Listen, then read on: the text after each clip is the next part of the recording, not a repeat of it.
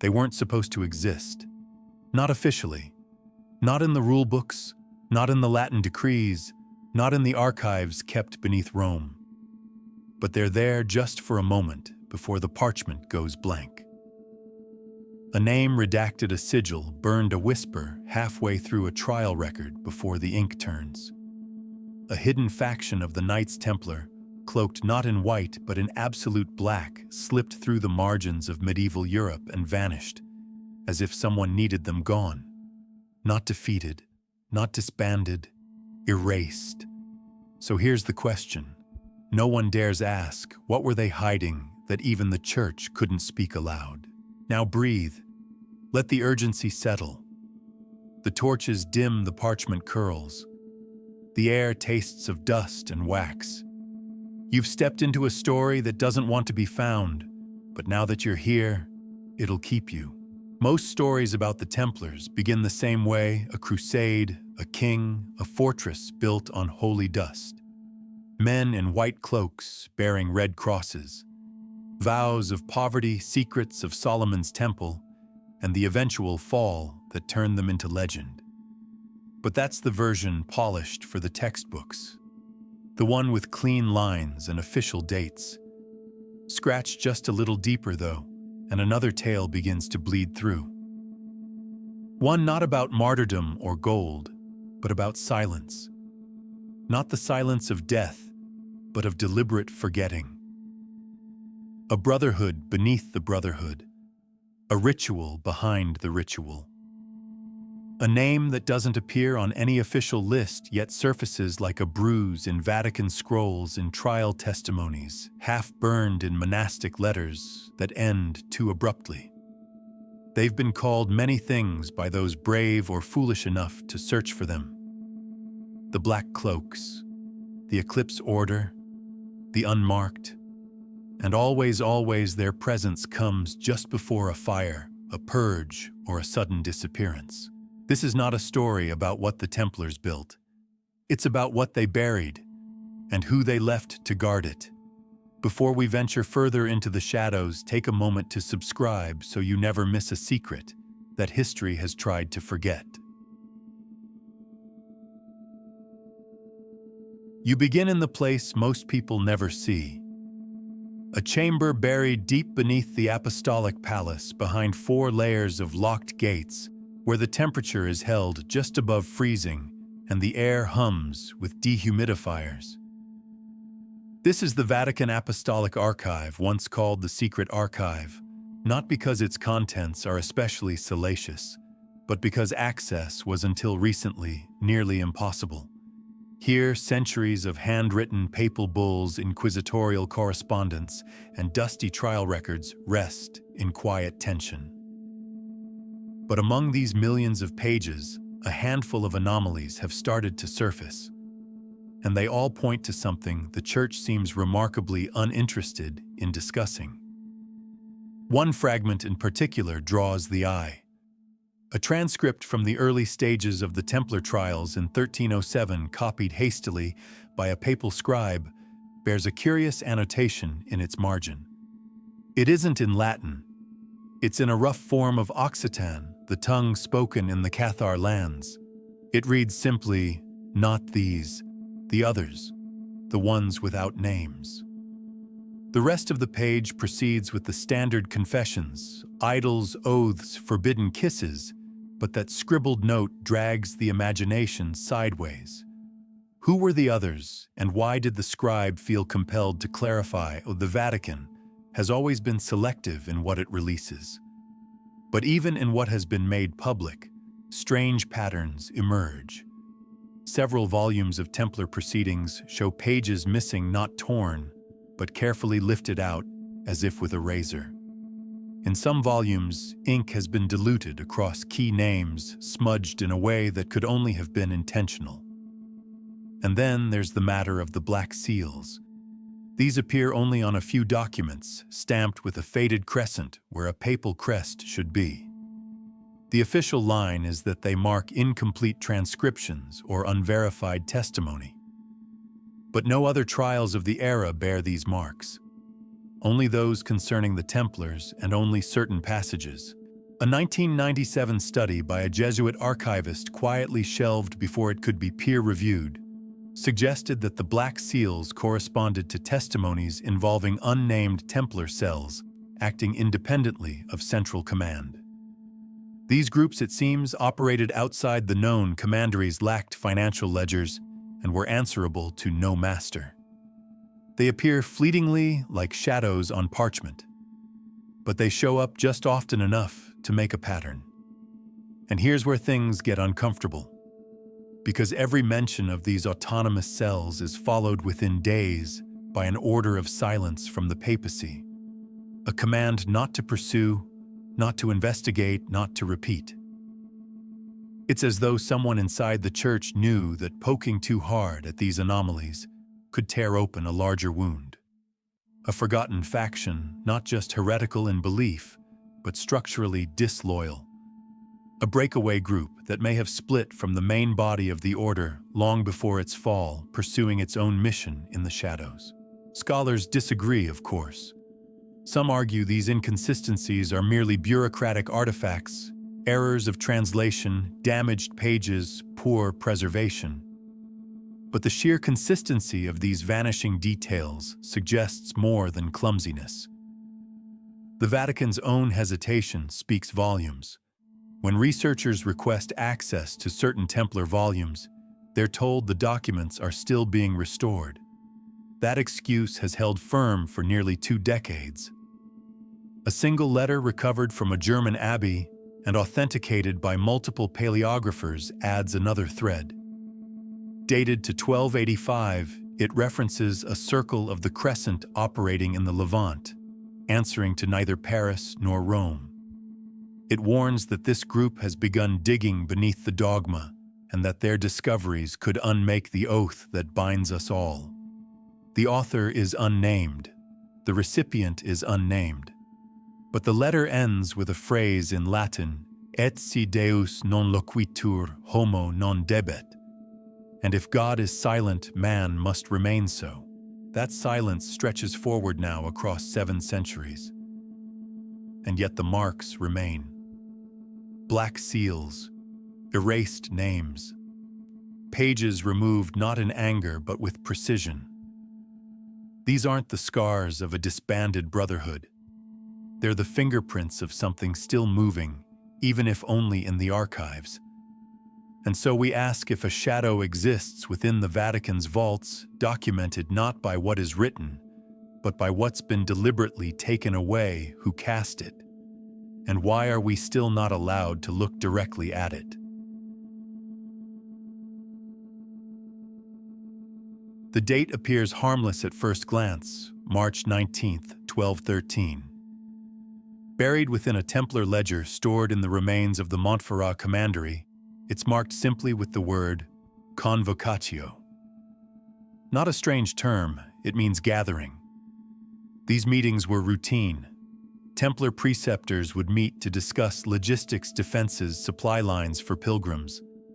And yet this particular meeting was recorded in no other ledger, no other archive.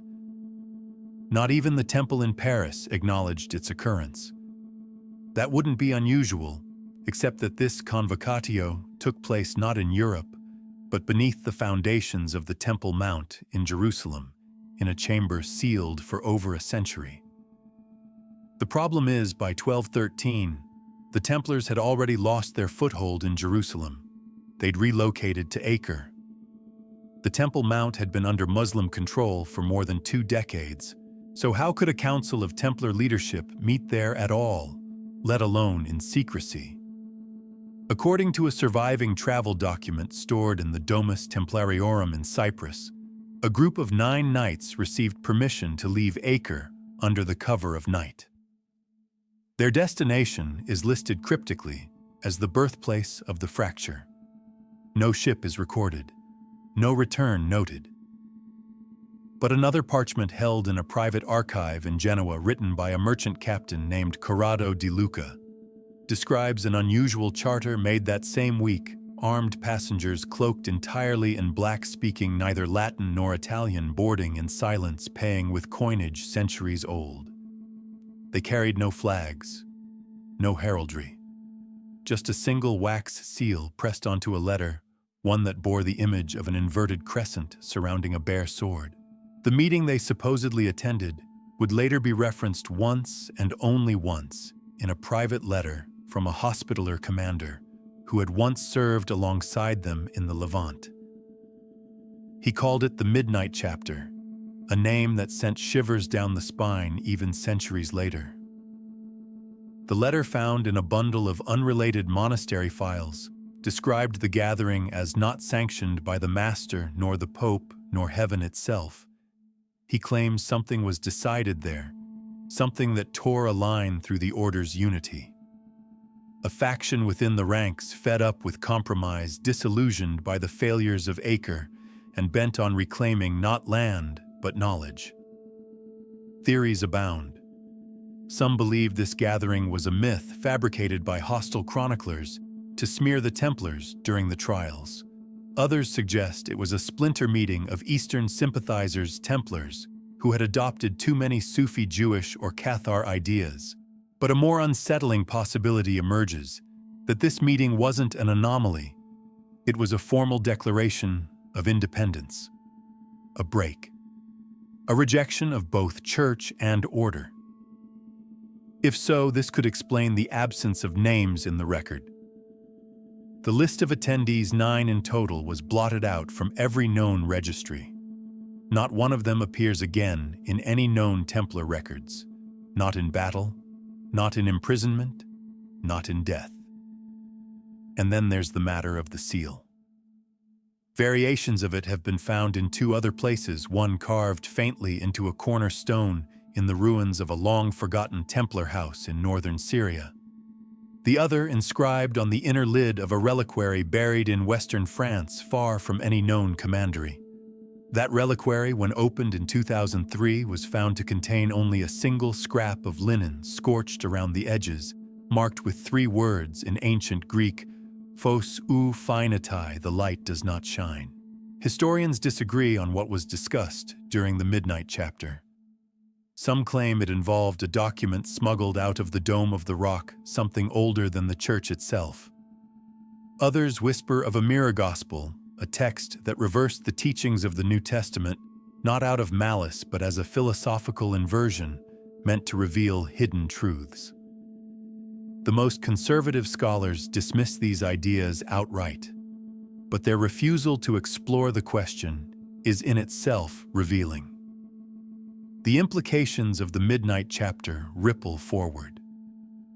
In later accusations against the Templars, strange rituals are described, ones involving not the name of Christ, but invocations in unfamiliar tongues. Could these have been innovations introduced by the faction born that night beneath Jerusalem? It would explain why some chapters of the order resisted the arrests of 1307 with eerie coordination. Why certain caches of Templar gold were never recovered. Why some documents seem to stop just short of saying what everyone suspected, that the order was never whole, that it had split quietly and long before its fall. The sun never rose over the Midnight Chapter. Its decisions were made by torchlight among dust and ancient stones. And whatever they chose that night, it echoed through every page the Vatican later tried to hide. The wind changes as you move north. Gone are the deserts and ancient stones of Jerusalem. Here the cold bites the forests close in, and the coastline shatters into gray, jagged islands. The Baltic frontier for most of Europe in the early 13th century was a place of frost and pagan resilience. It was the land of the Livonians, Estonians, and Prussians, where Christian conquest arrived not through scripture, but through steel.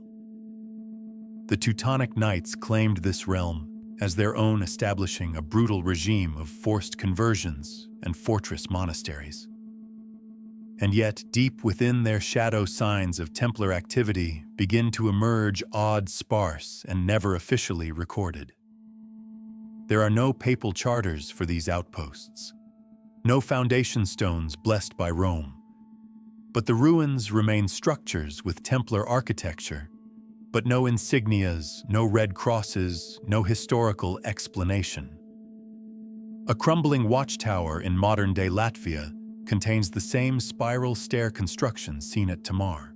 A chapel near the Gulf of Riga mirrors the layout of the Templar Rotunda at Laon, yet no documentation links these buildings to the Knights. Local folklore refers only to the dark priests who came from the sea, stayed no more than a generation, and left behind strange stones and blood rituals. These tales, preserved in oral tradition, describe initiation ceremonies held during solstices, not with wine or scripture, but with knife wounds bound together by black linen and an oath sworn not to a god, but to a silence. The ritual required a candle placed atop a human skull, the flame never to flicker. If it did, the bond was considered broken.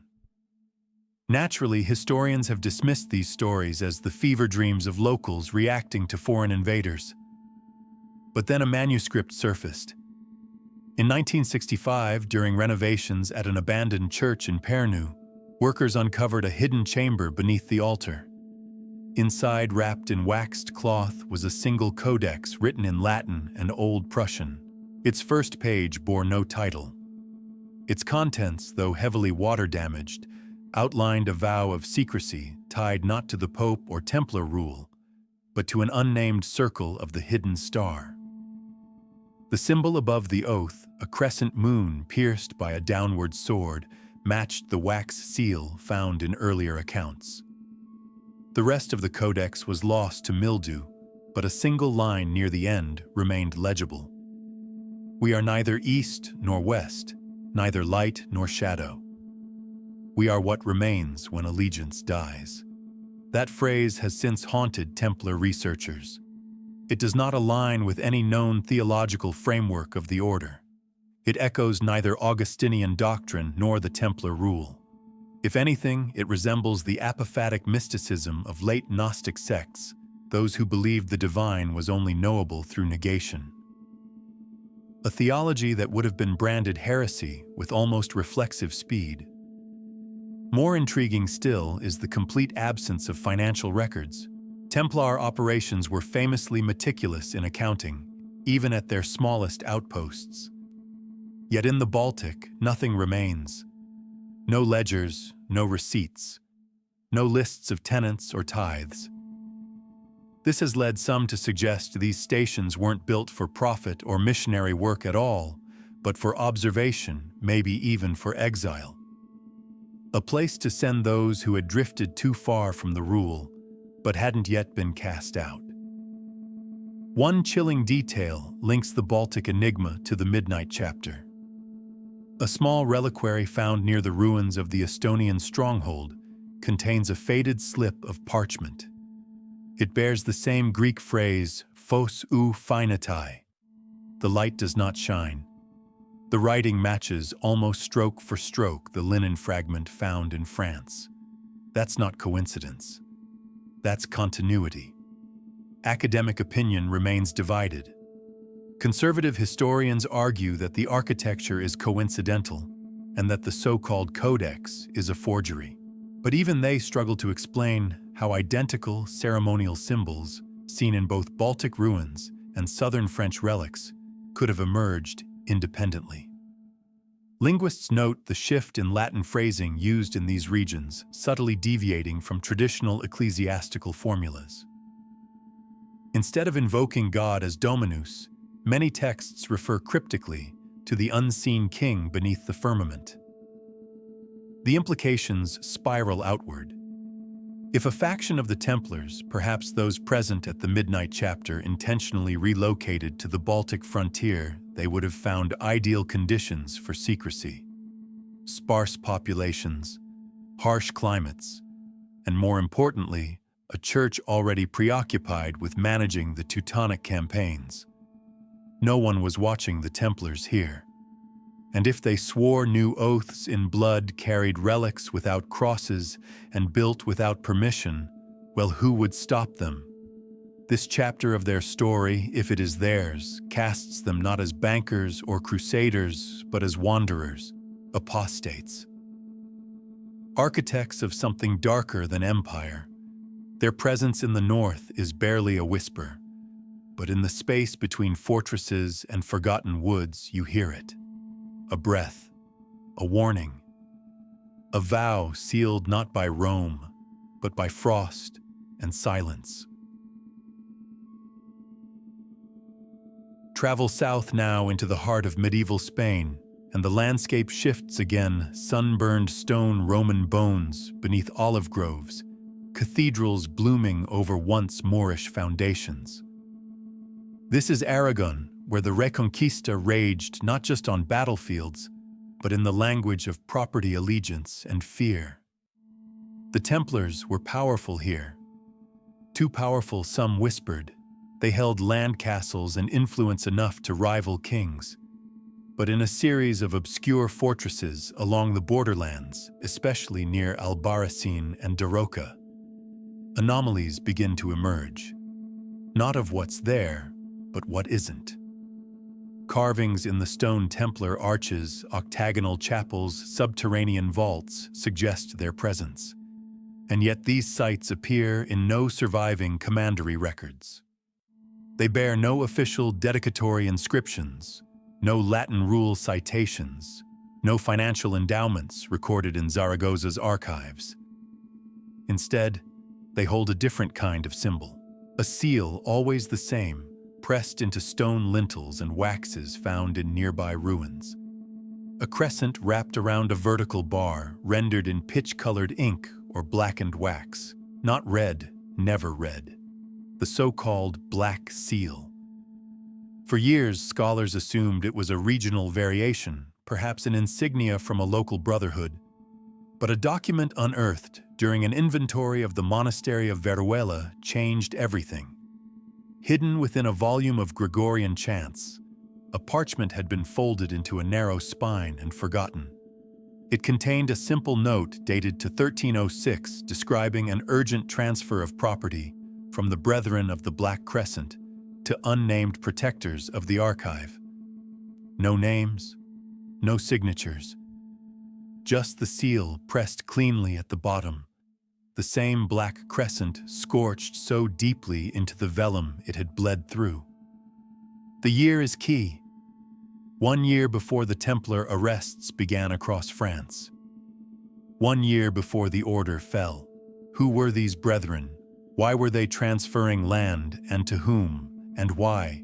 If they were Templars, did they operate under a seal that deliberately avoided all official insignia? Further west in the remnants of a collapsed chapel near Teruel, a fresco was uncovered behind plaster. It depicts 9 figures in black robes standing before an arched doorway.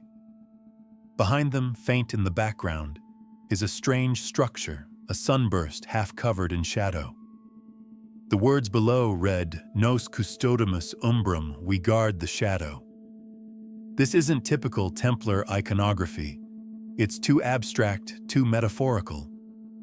The standard imagery of swords, lambs, and crosses is gone, replaced by symbolism that borders on esoteric philosophy. A deliberate departure not only from the Church's vision, but from the order's own visual language. A handful of royal edicts from Aragonese courts mention dealings with unmarked knights during the late 13th century. They appear when towns needed reinforcements, when roads needed protecting, when something valuable needed to disappear. One account from a merchant in Huesca described them as silent as the wind, always arriving at night, and carrying letters bearing no name, only that same black crescent. He never saw them again, but his goods reached their destination, paid in full. No signature required. Here finally is a place where the forgotten faction may have moved not in hiding, but in plain sight, shielded by ambiguity, disguised as ghosts of a brotherhood that everyone knew but no one truly understood. Perhaps that was their method. Let the world assume they were Templars just as they always had been, while operating by a different rule, a different aim. But what was that aim? Some believe they were preservationists, guarding heretical texts, relics, or even people that the Church had condemned. Others argue they were saboteurs, deliberately fragmenting the order from within to prepare for its collapse. The most intriguing theory, however, is that they had divorced themselves, not just from the church, but from all known hierarchies, creating a structure without borders, without banners, a proto-intelligence network centuries ahead of its time. And that would explain something curious. In 1312, after the dissolution of the Templar order, Pope Clement issued a quiet decree authorizing the acquisition of non-compliant properties in Aragon. The language is vague, the boundaries unclear. But local records show that dozens of small castles and way stations were absorbed, often without resistance, often after being mysteriously vacated. There were no arrests, no trials, just a silent disappearance, as if the occupants had known the purge was coming and had left before the shadow arrived. So what remains today? The stones, the seal, the shadows, in records that should be full. And questions, always questions. Why did the Black Seal appear only in Aragon? Why was it so consistently divorced from Templar documentation, and most of all, who taught these knights to vanish so cleanly? In a world of crusades and banners, the Black Seal offered something else. A boundary that closed behind them, not with fire but with silence. There's something ancient about firelight against stone, about the hush that falls over a chapel when the sun finally leaves it behind. Most monastic rites leaned into that quiet chants incense, the gentle rhythm of prayer echoing in stone corridors.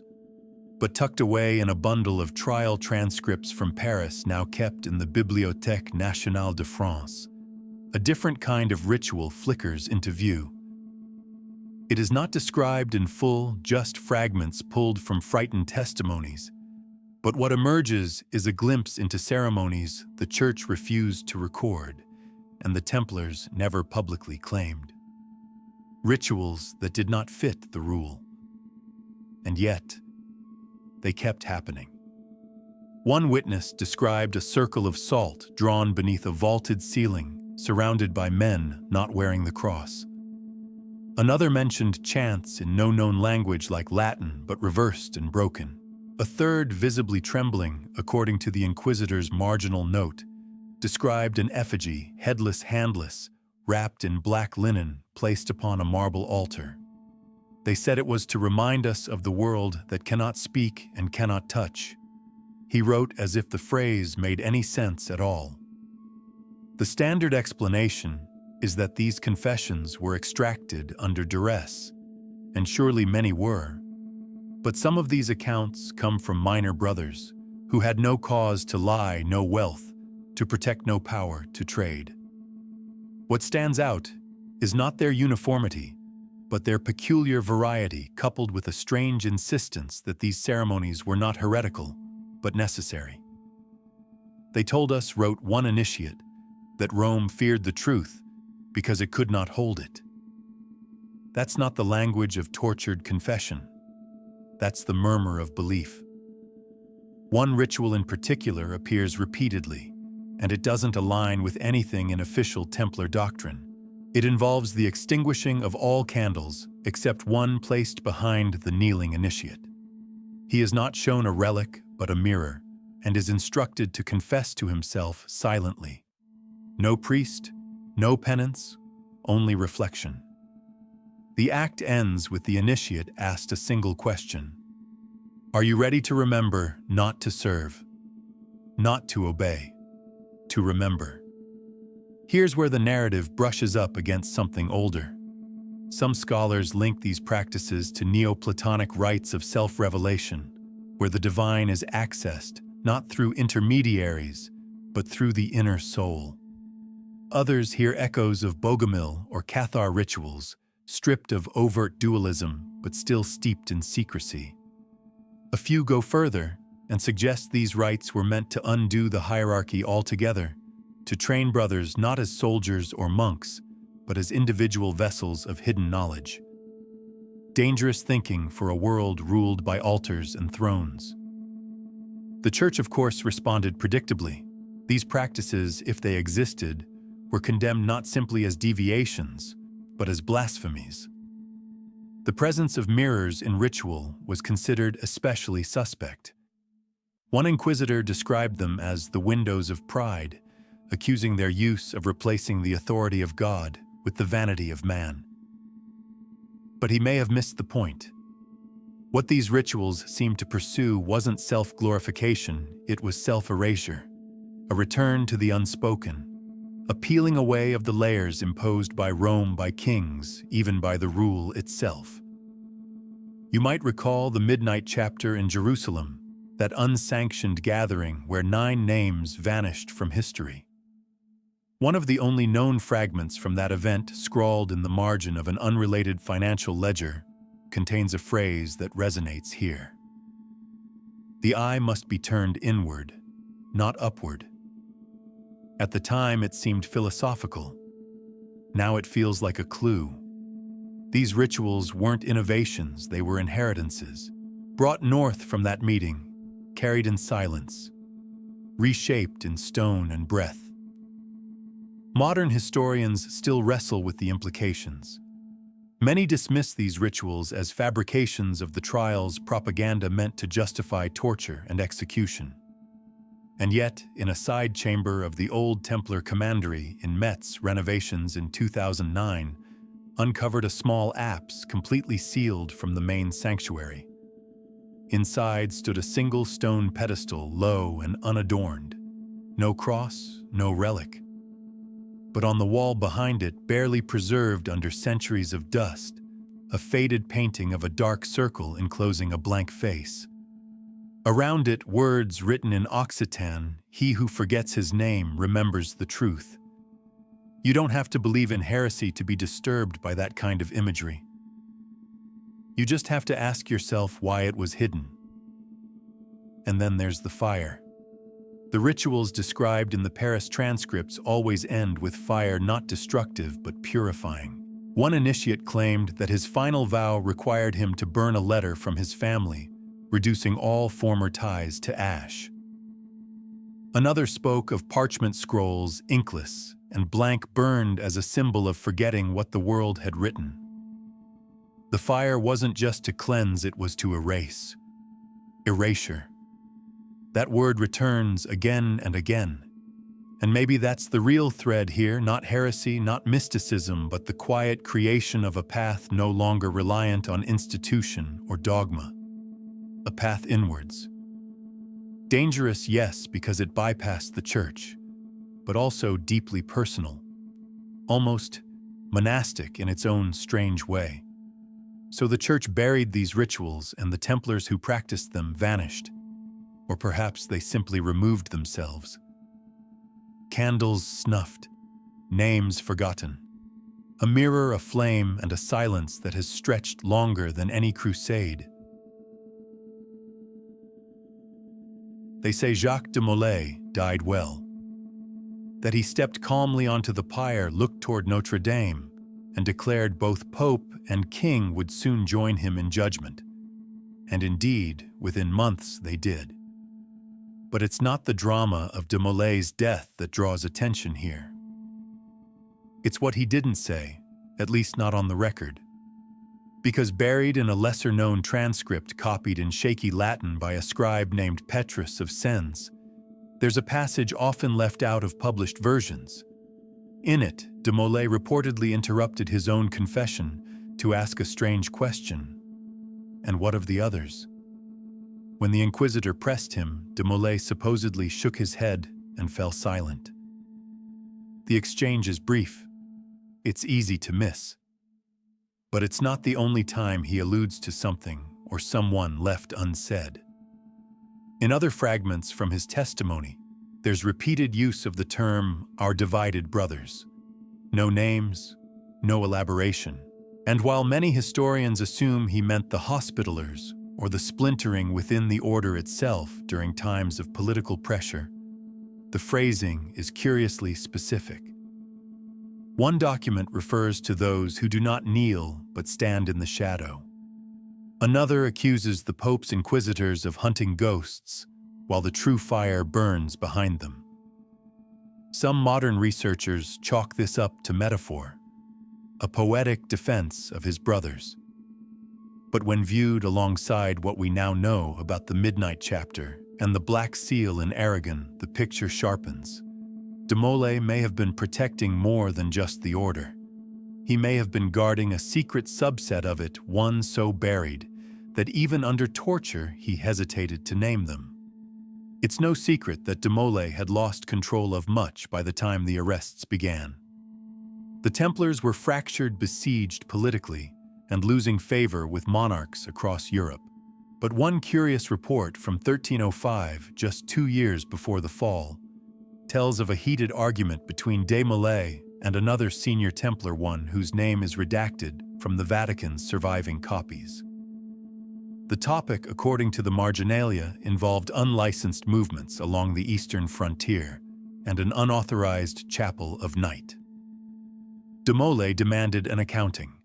He was told simply, "They do not answer to you." That moment, though minor on paper, reveals something critical. Even as Grand Master de Molay may have only partially grasped what was happening beneath the surface of his own order.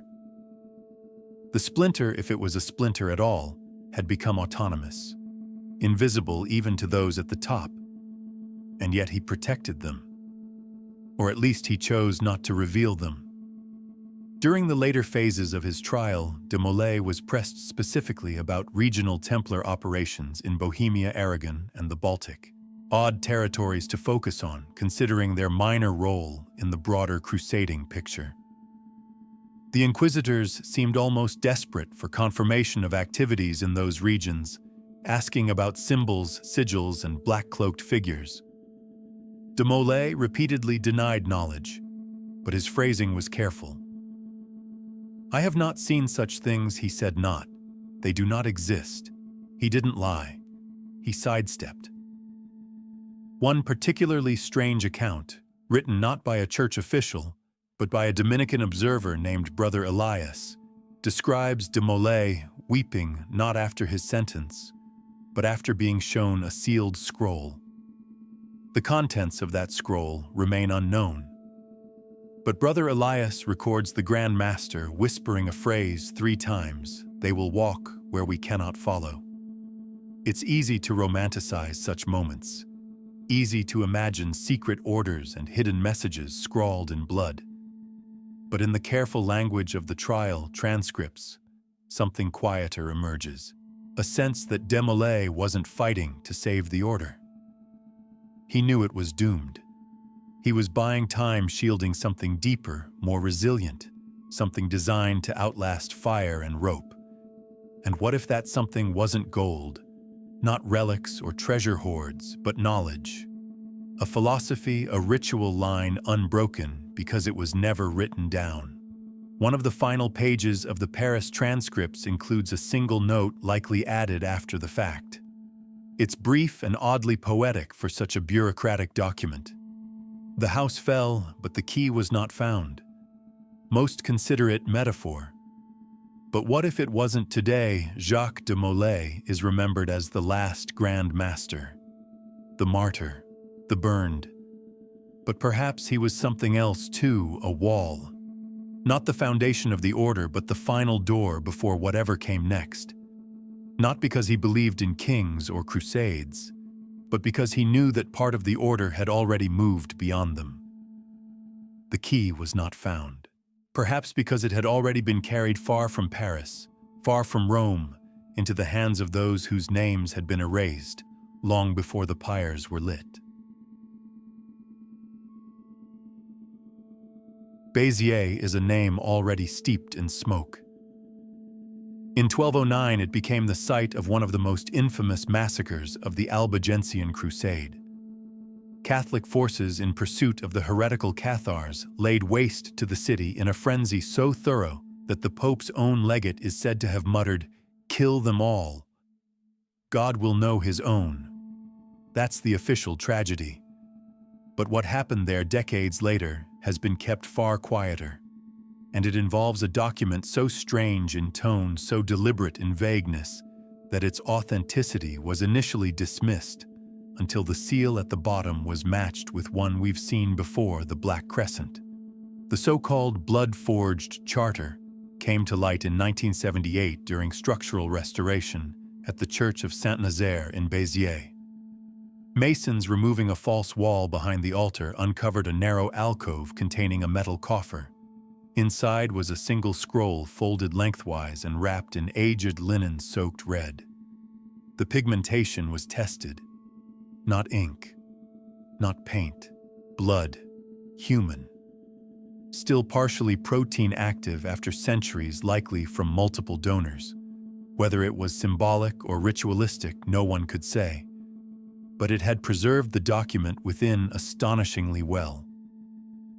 The scroll isn't long, just under 600 words in a Latin that shifts rhythm midway through, suggesting multiple authors or a translation from an unknown source. But its contents strike like a hammer. It records an agreement made between those who do not wear the mark and the lordlings who own no cross. It outlines mutual protection, the exchange of sanctuary and secrecy, and refers ominously to the vault beneath the vault, a phrase that repeats across several unconnected Templar rumors. More striking is the name it bears, not of any Templar known to history, but of a local noble, Raoul de Mirepoix, long thought to have vanished during Cathar resistance. His signature, if the handwriting analysis holds, appears beneath the phrase Custos Perpetuus, perpetual guardian. And beside it, pressed deeply into the blood-dark wax, is the seal crescent and sword identical to those found in Aragon and Bohemia. What business would a supposed Templar faction have forging alliances with the scattered remnants of a heretical movement already crushed by Rome? Some suggest pragmatism. The Cathars, despite their downfall, still held sway in rural Languedoc, especially in places where papal reach waned. Others point to ideology, a shared disdain for Rome, a preference for spiritual self-examination over ecclesiastical obedience, a mutual belief that the true divine couldn't be mediated by the structures of power. And here lies a thread worth tugging. Because buried in the wording of the charter is a repeated reference to the deep chamber of remembrance. No coordinates, no diagrams, but something about its description, carved where the stone forgets its shape, lit by no sun, kept dry by breath, alone suggests a very real place, a hiding place, for what no one knows. But among the notations at the bottom of the scroll, scrawled in a different hand, is the same phrase found in the Midnight Chapter's alleged aftermath. Are you ready to remember? It's almost too perfect, too poetic, but the evidence refuses to behave.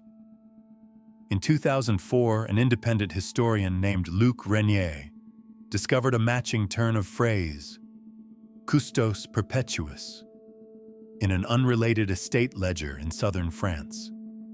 It referred to a parcel of land near the ruins of an old Cathar stronghold, never taxed, never sold, yet protected by generations of anonymous trustees.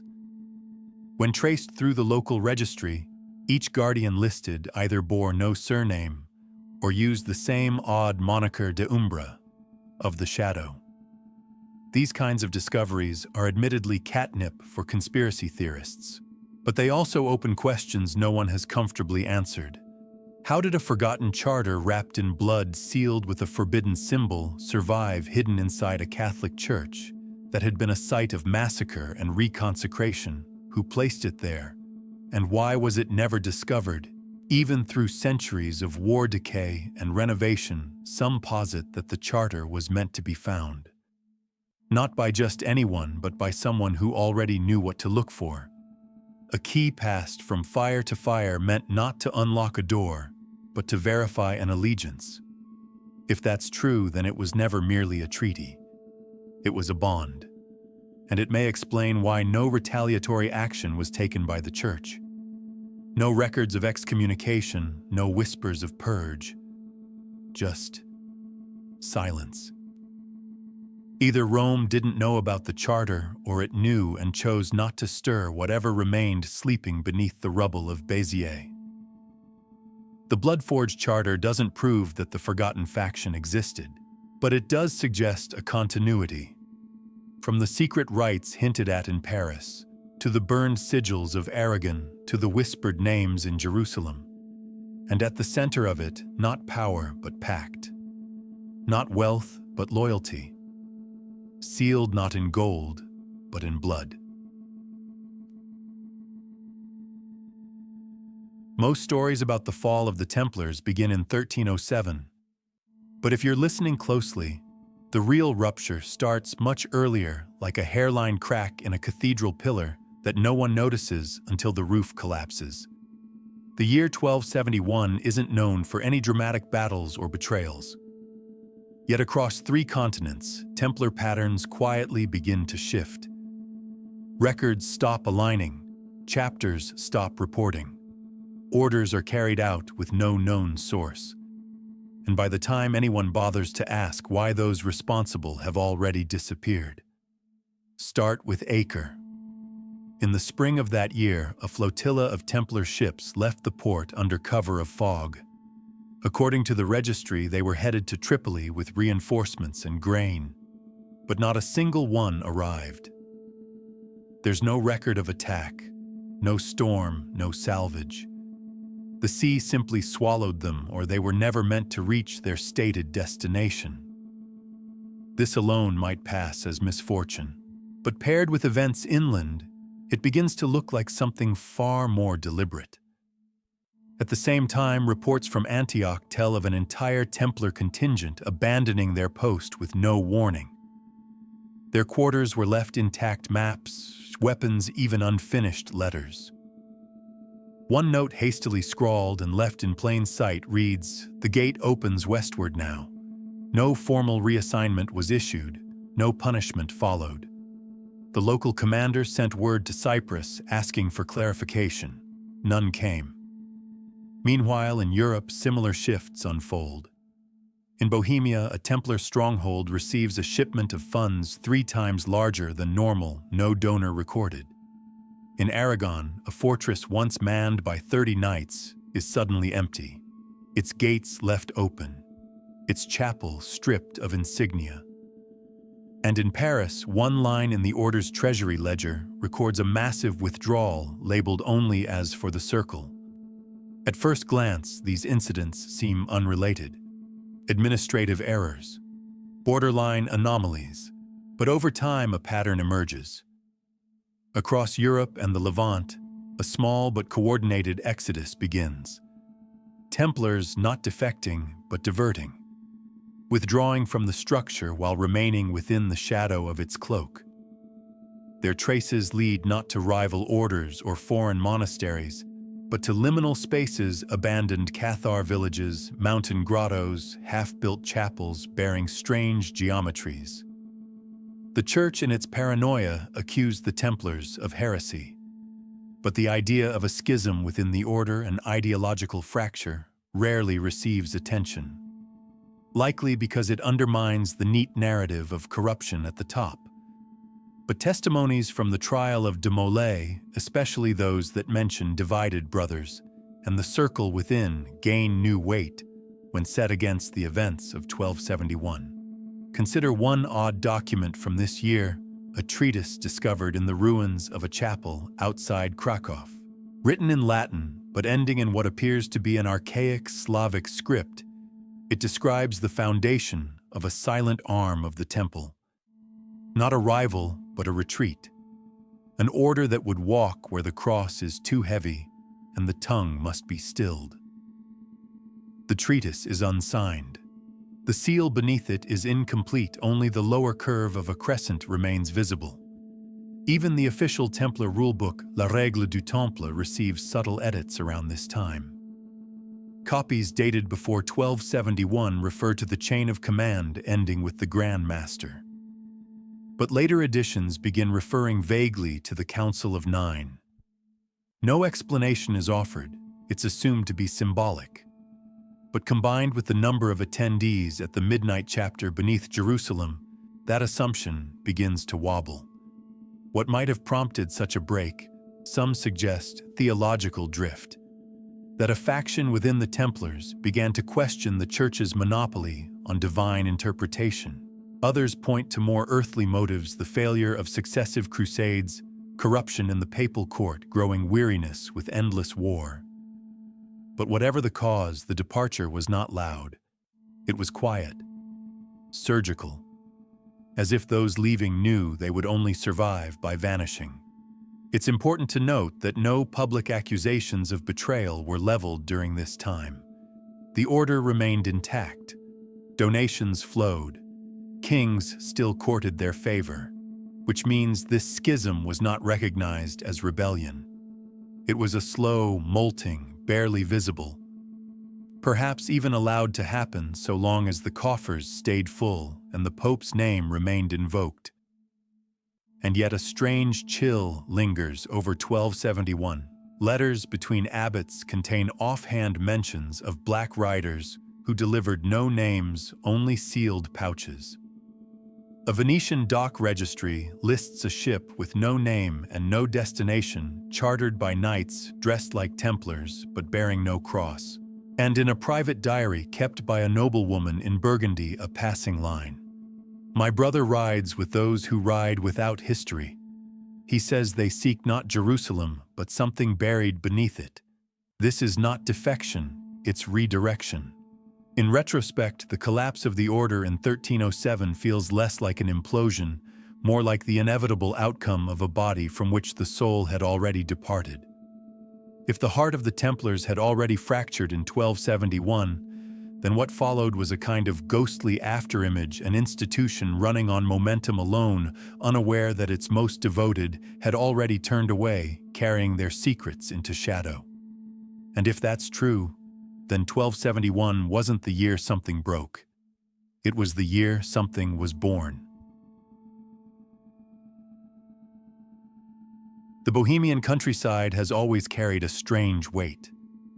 Even today, its dense forests and veiled hills seem to hold secrets under the bark, and stone secrets older than borders, older than names.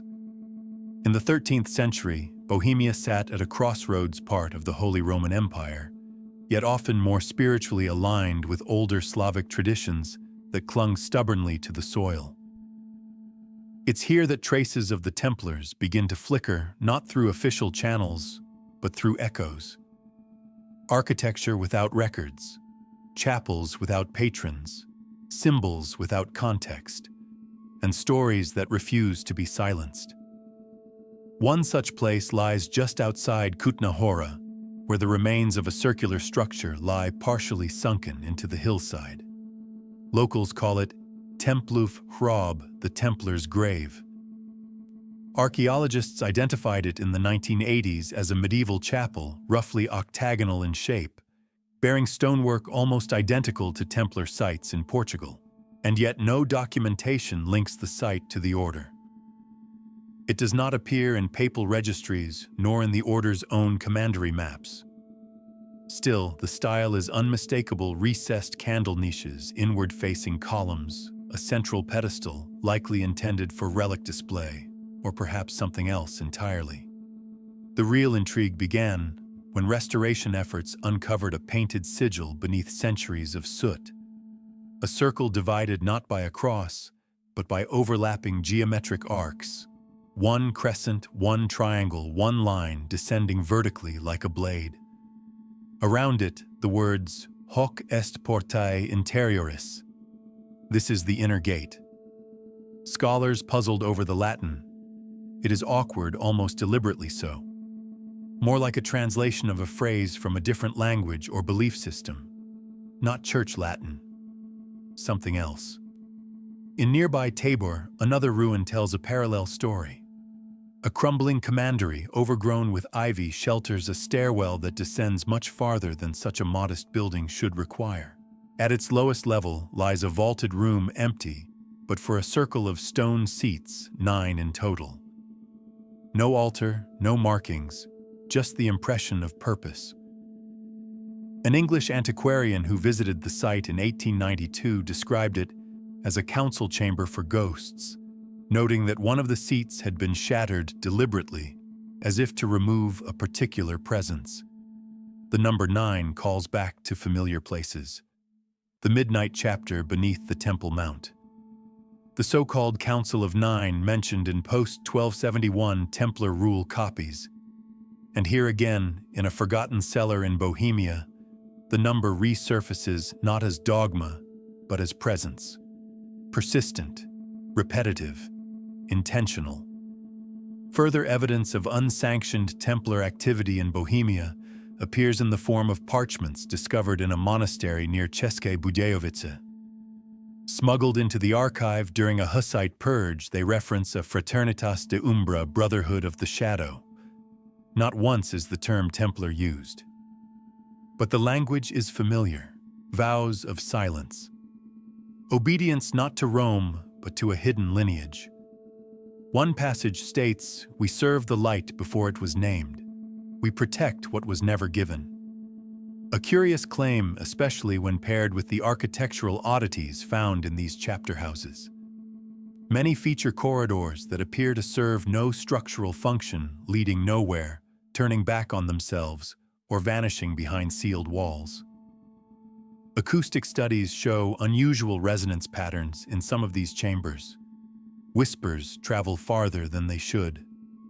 Footsteps sound as if they come from above when there's no floor overhead.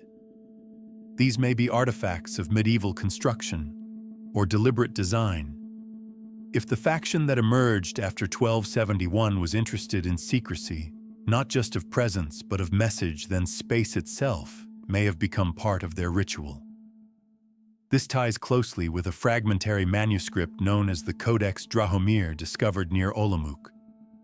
Only a few pages survive, but their content is arresting. One passage describes an echo rite, where initiates must walk a corridor blindfolded, guided only by sound, until they find a room where their name no longer follows them. The phrasing is poetic, yes, but so was much of the Templar rule. Rites need not be literal to be powerful. And names once erased leave silence that is not emptiness, but weight. Why Bohemia? Perhaps because it was forgotten just enough to be useful. Caught between powers, loosely policed by Rome, and already home to religious experimentation, it offered space, time, and a population used to ambiguity. The Templars, or those who once were Templars, could build here without interference. And more importantly, they could disappear here without consequence. The official church records make no mention of these chapter houses, but in a papal letter from 1309 now housed in the Vatican archive, one curious line surfaces: "Let no emissary follow the shadows into the northern woods, for what was severed must remain so." The letter is unsigned, possibly never sent, but its caution is unmistakable. So what remains now? A few stones, a few echoes, 9 seats waiting in a circle that may never be filled again, and the distinct impression that something important happened here, something unsanctioned, perhaps unholy, but undeniably deliberate.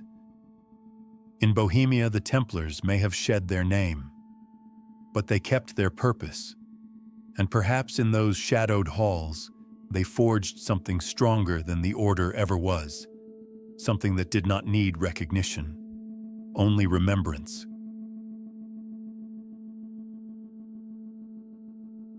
Nestled high in the Swiss Jura, where fog drapes the pines like old cloaks, and even the bells seem to ring more softly, stand the remnants of a structure that once pulsed with quiet purpose.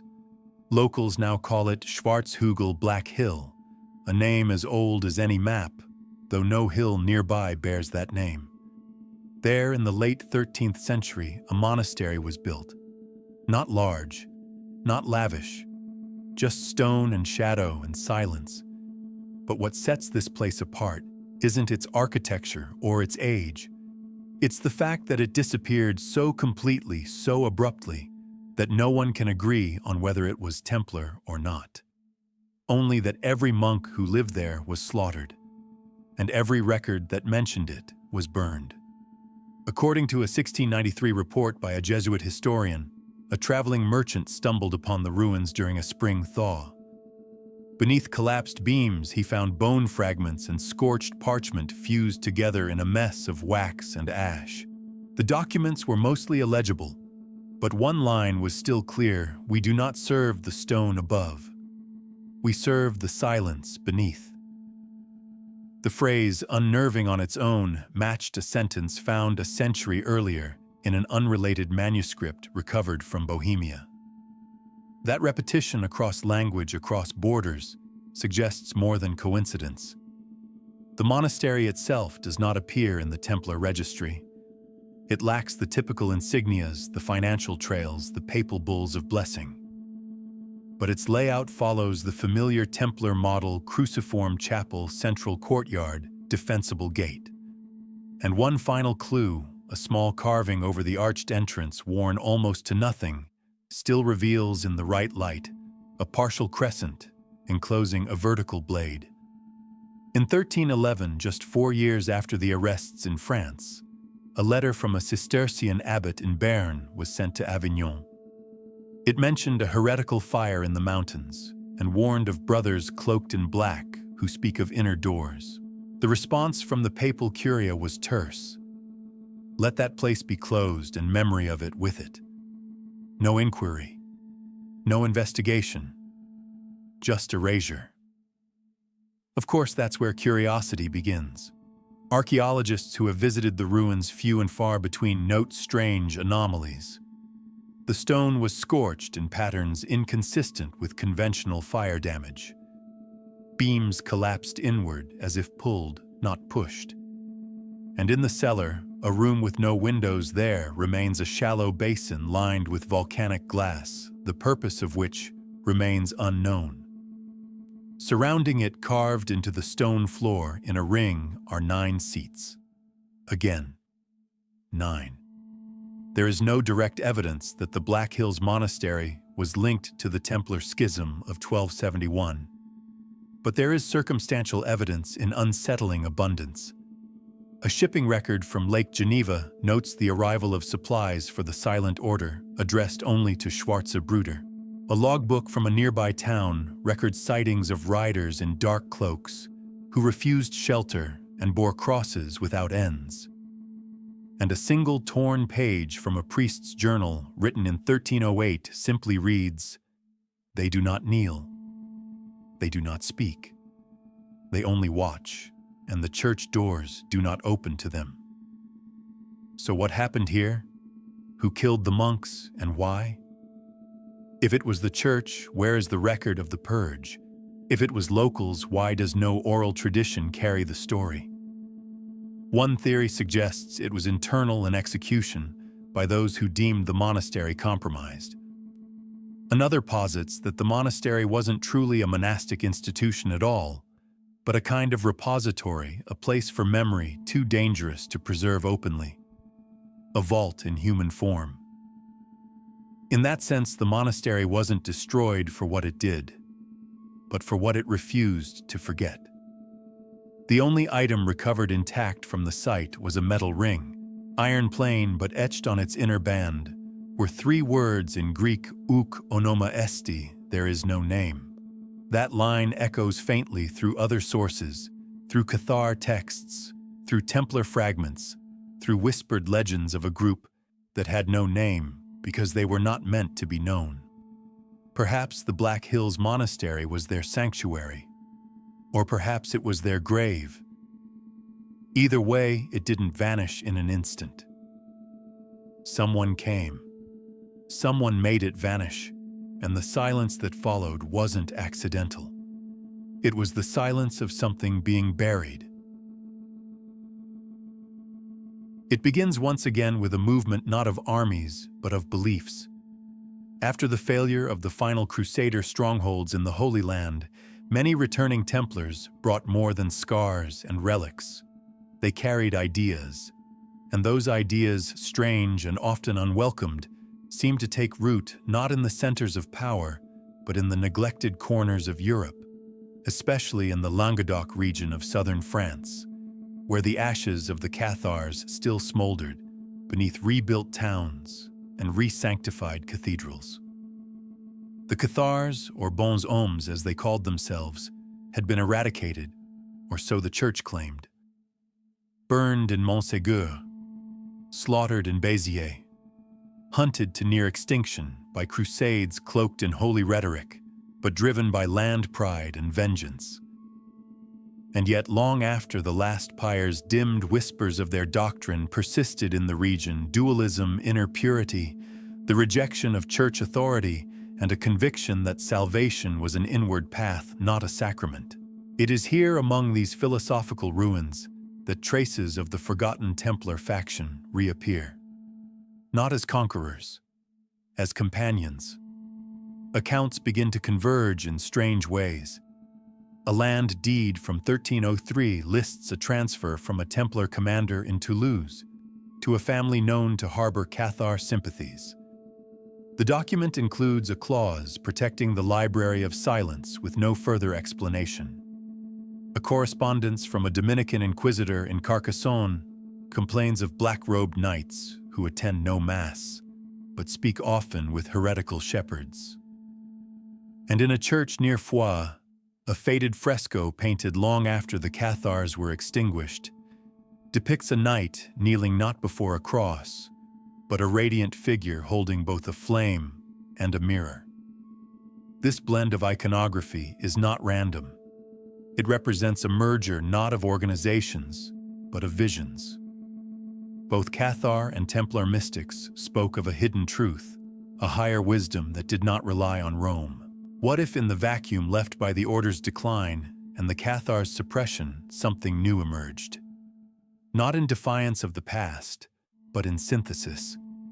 One surviving Cathar text, smuggled to northern Italy and translated into Latin in the early 1400s, makes a cryptic reference to brothers of the Stone Path who spoke the name that Rome fears. It also describes a rite involving no priest, no relic, only silence, reflection, and the acceptance of the light that burns in darkness. The rite matches nearly word for word the mirror ceremony described in earlier Templar trial transcripts. That convergence is not easily dismissed. Even more curious is the presence of shared architecture. The ruined chapel at Montségur, long thought to have been built atop Cathar stone, contains elements strikingly similar to Templar chapels in Portugal and Syria. The spiral staircases, the recessed alcoves designed not for display, but for concealment, and most notably, the pentagonal floor plan beneath the altar, rare, difficult to construct, and deeply symbolic. Not for the church, for something older. Here's where the scholarly discomfort grows. For if these structures represent a meeting point, then the question becomes, how did two crushed movements find each other? And why does the church remain so determined not to discuss their overlap? A possible answer lies in the concept of the inner church, a phrase used by both Cathar and post-1271 Templar writings. This wasn't a physical building, but a state of being. A communion not with a pope, but with a deeper, older force. Whether divine, philosophical, or psychological is unclear. What matters is that it provided a blueprint, one that could outlast flames, edicts, and arrests. In 2006, a team excavating beneath the former Cathar stronghold of Usun uncovered a vault sealed with ash and limestone. Inside was a cache of scroll fragments, mostly illegible, but one included a clear depiction of the crescent and sword seal once again. It was drawn beside a symbol often associated with Cathar cosmology, two interlocking circles representing the dual realms of spirit and matter. The combination of these images, one from a vanished military order, the other from a spiritual resistance, suggests more than coincidence. It suggests alliance. That alliance may not have been formal. No charter survives. No proclamations remain. But the human evidence, the testimonies, the architecture, the rituals build a shape that cannot be ignored. A shape that resembles a lineage passed not in blood, but in silence. What if the Cathars were never fully extinguished? What if the Templars, in their fragmentation, found not allies in arms but in belief? What if the true legacy of both was not survival but merger? It would explain the Church's particular fear of southern France long after the heretics were dead. It would explain the disproportionate violence, the relentless purges, the whispered warnings about those who still walk without names. And it would explain why in one of the last surviving Inquisition manuals from the early 1300s, the author offers a peculiar final warning. Beware those who light no fire, for they carry the fire within. It wasn't even supposed to be found. That's often how these things begin. A renovation project, a collapsing floorboard, a momentary pause in the workday to examine something odd lodged between the stones. In 1994, in a crumbling priory near Vienne, a city once favored by popes and princes alike, workers restoring the foundations of a collapsed side chapel uncovered a small bundle wrapped in oilskin. Inside was a scroll, thin, brittle, rolled tight and bound with a strip of braided hair long since grayed into fragility. The parchment bore no title, no date, just symbols, dozens of them. It was a cipher, clearly, of that much the archivists agreed. But the cipher wasn't Latin, wasn't Greek, wasn't even recognizably medieval. It resembled an alphabet, but lacked uniformity. Some characters repeated at odd intervals. Others were unique, seemingly invented. For years it remained a curiosity, too strange to categorize, too damaged to decode. But then, in 2007, a doctoral student studying comparative cryptography noticed a pattern. The scroll wasn't using a medieval code, it was built on a modular transposition system that wouldn't be formally described until the 18th century, centuries ahead of its time. When partially decoded, the scroll revealed only fragments, phrases, riddles almost. The mirror does not reflect the truth, it conceals it. The ninth is not the last. Salt, ash, bone, and the silence that follows. Each phrase is suggestive but incomplete, like verses from a song half remembered. More telling than the words themselves, though, was the pattern of references. The gate beneath Vienne, the echo chamber of the swordless rite, the brethren of the veiled commandery. These are not phrases found in monastic texts or Templar rules, but they mirror language traced from Cathar fragments, from Bohemian stones, from Black Hills whispers. What makes this scroll matter isn't what it says, it's what it proves. That someone operating in the late 13th or early 14th century took the time to encrypt a message using methods far beyond their era. That someone went to great lengths not just to hide content, but to make the act of discovery itself an initiation. The cipher wasn't just protection, it was a test. The Church has no record of this scroll, no decree denouncing it, no inquisition ordering its destruction. But that's hardly surprising. The scroll was never meant to reach them.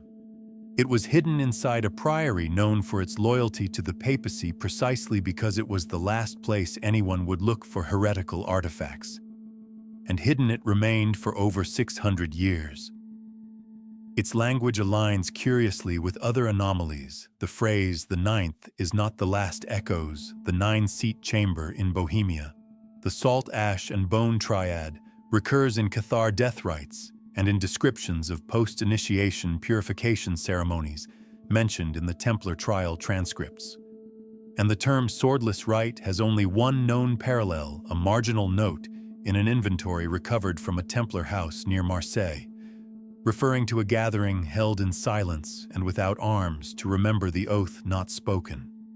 Critics argue that it's all too neat, that enthusiasts are drawing connections between dots never meant to align.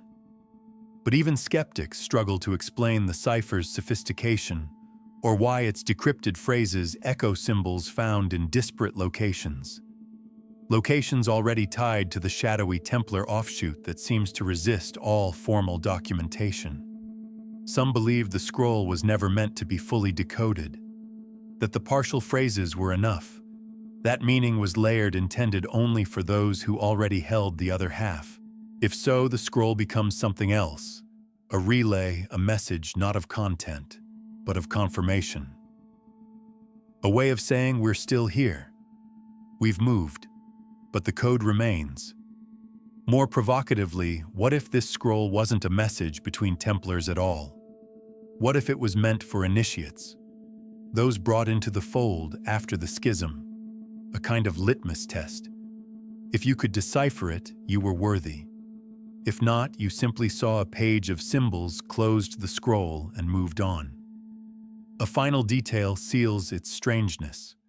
Etched faintly along the inner edge of the scroll in ink so faded it required ultraviolet scanning to detect, is a single word, reversus, Latin meaning to return. But in this context, with its placement and its singularity, it feels like more than a verb. It reads like a promise, or a threat. It suggests that the author or the group expected to come back, or expected someone else to. Perhaps the scroll wasn't hidden to preserve knowledge for a future reader, but as a marker. A breadcrumb on a path walked in shadow, left not for the world, but for those already watching from its edges. If the forgotten faction did survive, this scroll may be the only physical trace of their voice. Not shouted, not even whispered, just encoded, folded in silence, waiting. History, for the most part, is obsessed with symbols. Banners, crests, seals, they serve as shorthand for allegiance, for identity, for power.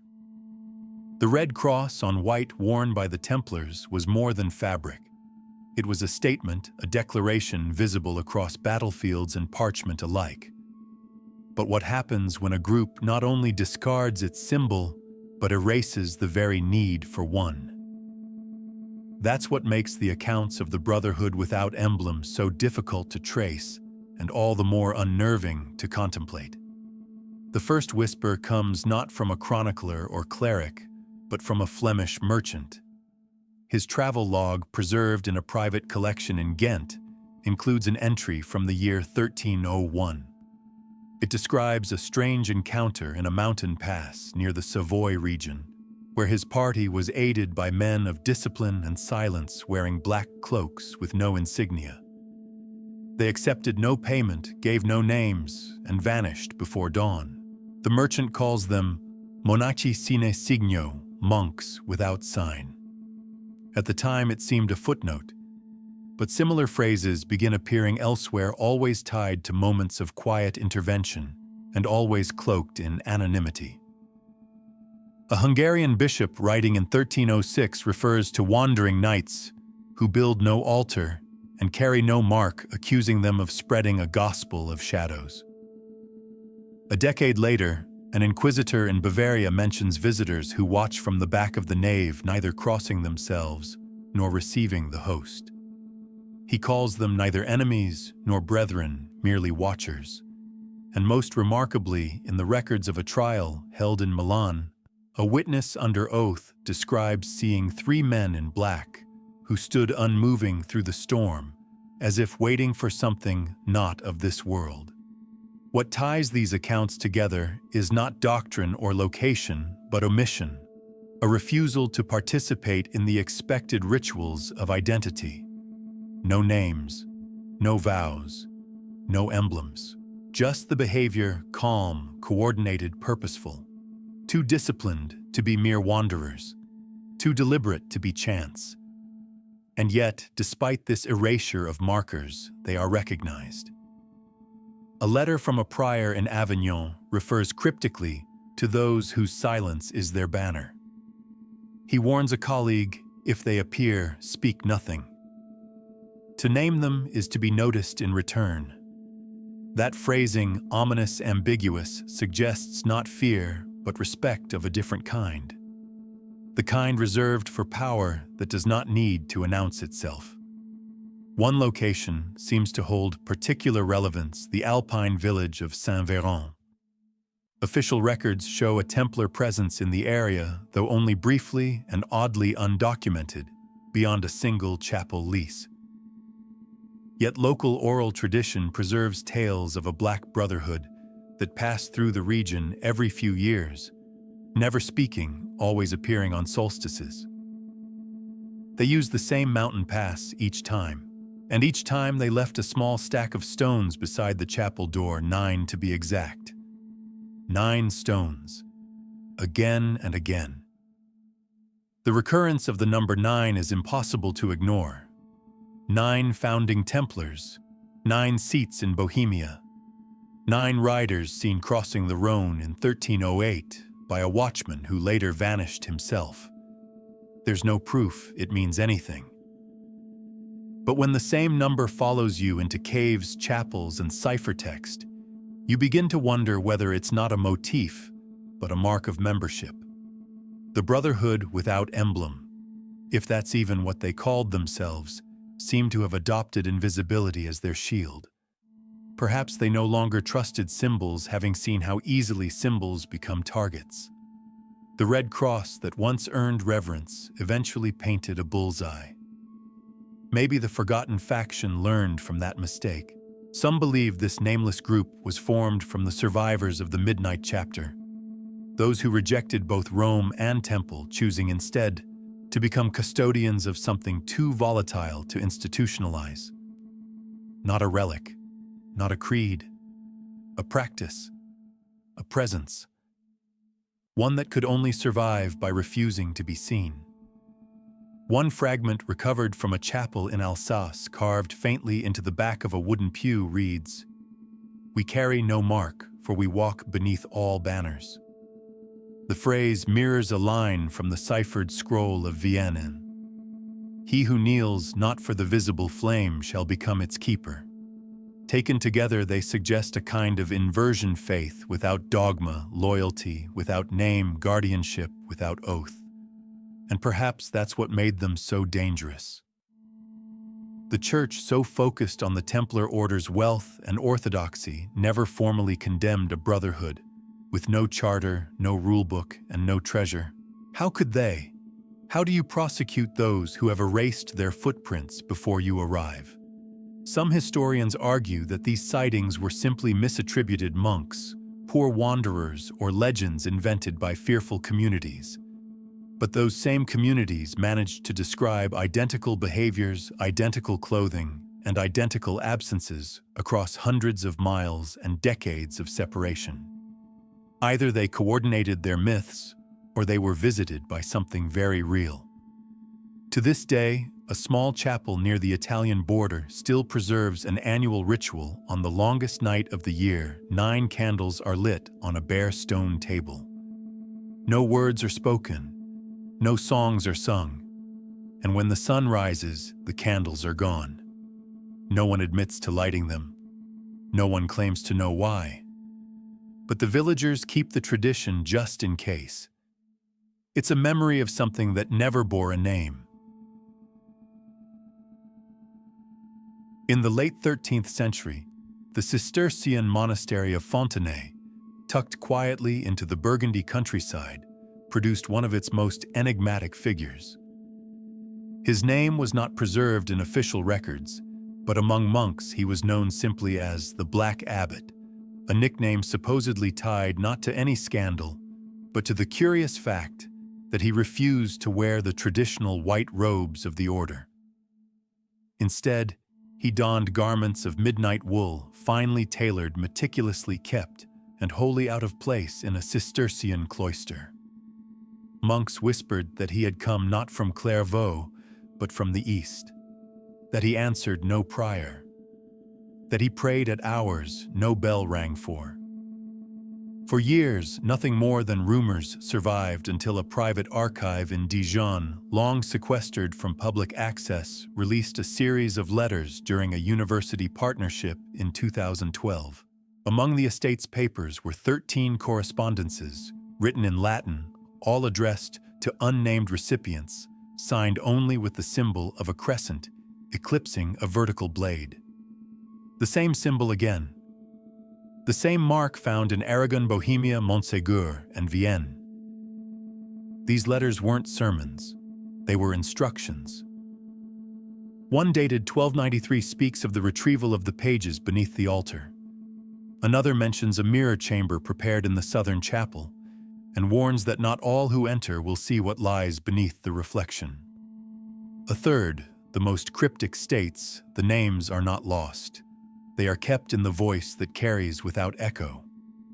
At first glance, this sounds like monastic poetry, but taken alongside accounts of mirror rituals, echo chambers, and subterranean rites already encountered, the phrase takes on a more literal and more unsettling tone. The letters imply coordination, not with monks, with someone else, outsiders, people operating beyond the monastery's walls, sometimes arriving under cover of night, never acknowledged in daylight. One note describes 3 visitors from the East Tower who bore no cross but carried the words of the old gate.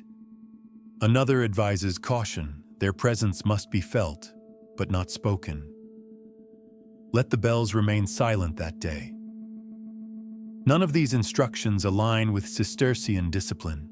They suggest a dual life, a monastery acting as front or sanctuary for something hidden, something older than the abbey's founding. The Black Abbot, it seems, wasn't a figure of authority in the conventional sense. He was a keeper, a liaison, perhaps even a member of the forgotten faction cloaked in a role that let him observe without drawing suspicion. His letters frequently reference a location he calls Domus Umbrae, the House of the Shadow.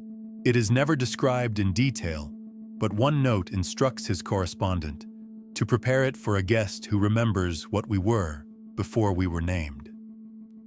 That line, so careful in phrasing, implies lineage, not conversion, not recruitment, continuity. Interestingly, several of the letters include marginalia in a different hand, noting the successful delivery of messages, the movement of relics, and the safeguarding of unwritten truths. One final letter, written just before the Templar arrests in 1307, simply reads, "It begins. The mirrors must be sealed, the circle must fall silent. We have taught them how to vanish. Now we must vanish too." That letter is the last. No further documents bear the crescent blade seal. No trace of the Black Abbot appears in any monastery log, Cistercian council decree, or ecclesiastical ledger. He disappears as if he had never arrived, leaving only the whisper of his letters and the chill of his silence behind. But the site itself tells another story. In 2015, renovations at Fontenay unearthed a small room beneath the southern transept, previously sealed with mortar so fine it escaped detection for centuries. Inside, no artifacts were found, no books, no bones. Only a circular depression in the floor, smoothed by countless footsteps. The walls bore faint scratches, not decorative, but patterned, repetitive. 9 concentric arcs surrounding a mirror frame now empty. One of the stonemasons reported that while inside the chamber, he could hear his heartbeat echoing not through the room, but inside his own ears, louder than it should have been. He left abruptly and refused to return. Scholars remain divided. Some say the letters are an elaborate forgery, though no evidence of such has emerged. Others argue they reflect a broader Cistercian mysticism, albeit one that contradicts the order's known rigidity. But a growing number quietly suggest what can no longer be dismissed, that at least one Cistercian house had become a harbor, a threshold between visible monastic life and the submerged movements of the nameless faction we've been following. Perhaps the Black Abbot was not unique. Perhaps he was one of many sent out, embedded, guiding without commanding. And if that's true, then Fontenay was not an anomaly. It was a node, a point in a web so carefully constructed that even now, centuries later, we struggle to see the threads. No symbol, no order. Just the faint echo of instructions written not to control history, but to slip beneath it.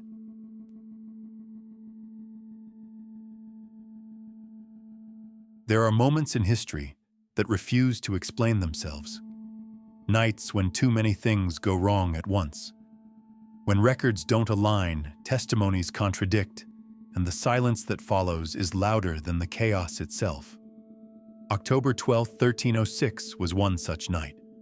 In 4 separate regions, France, Cyprus, England, and the Holy Roman Empire, 4 senior Templar figures disappeared.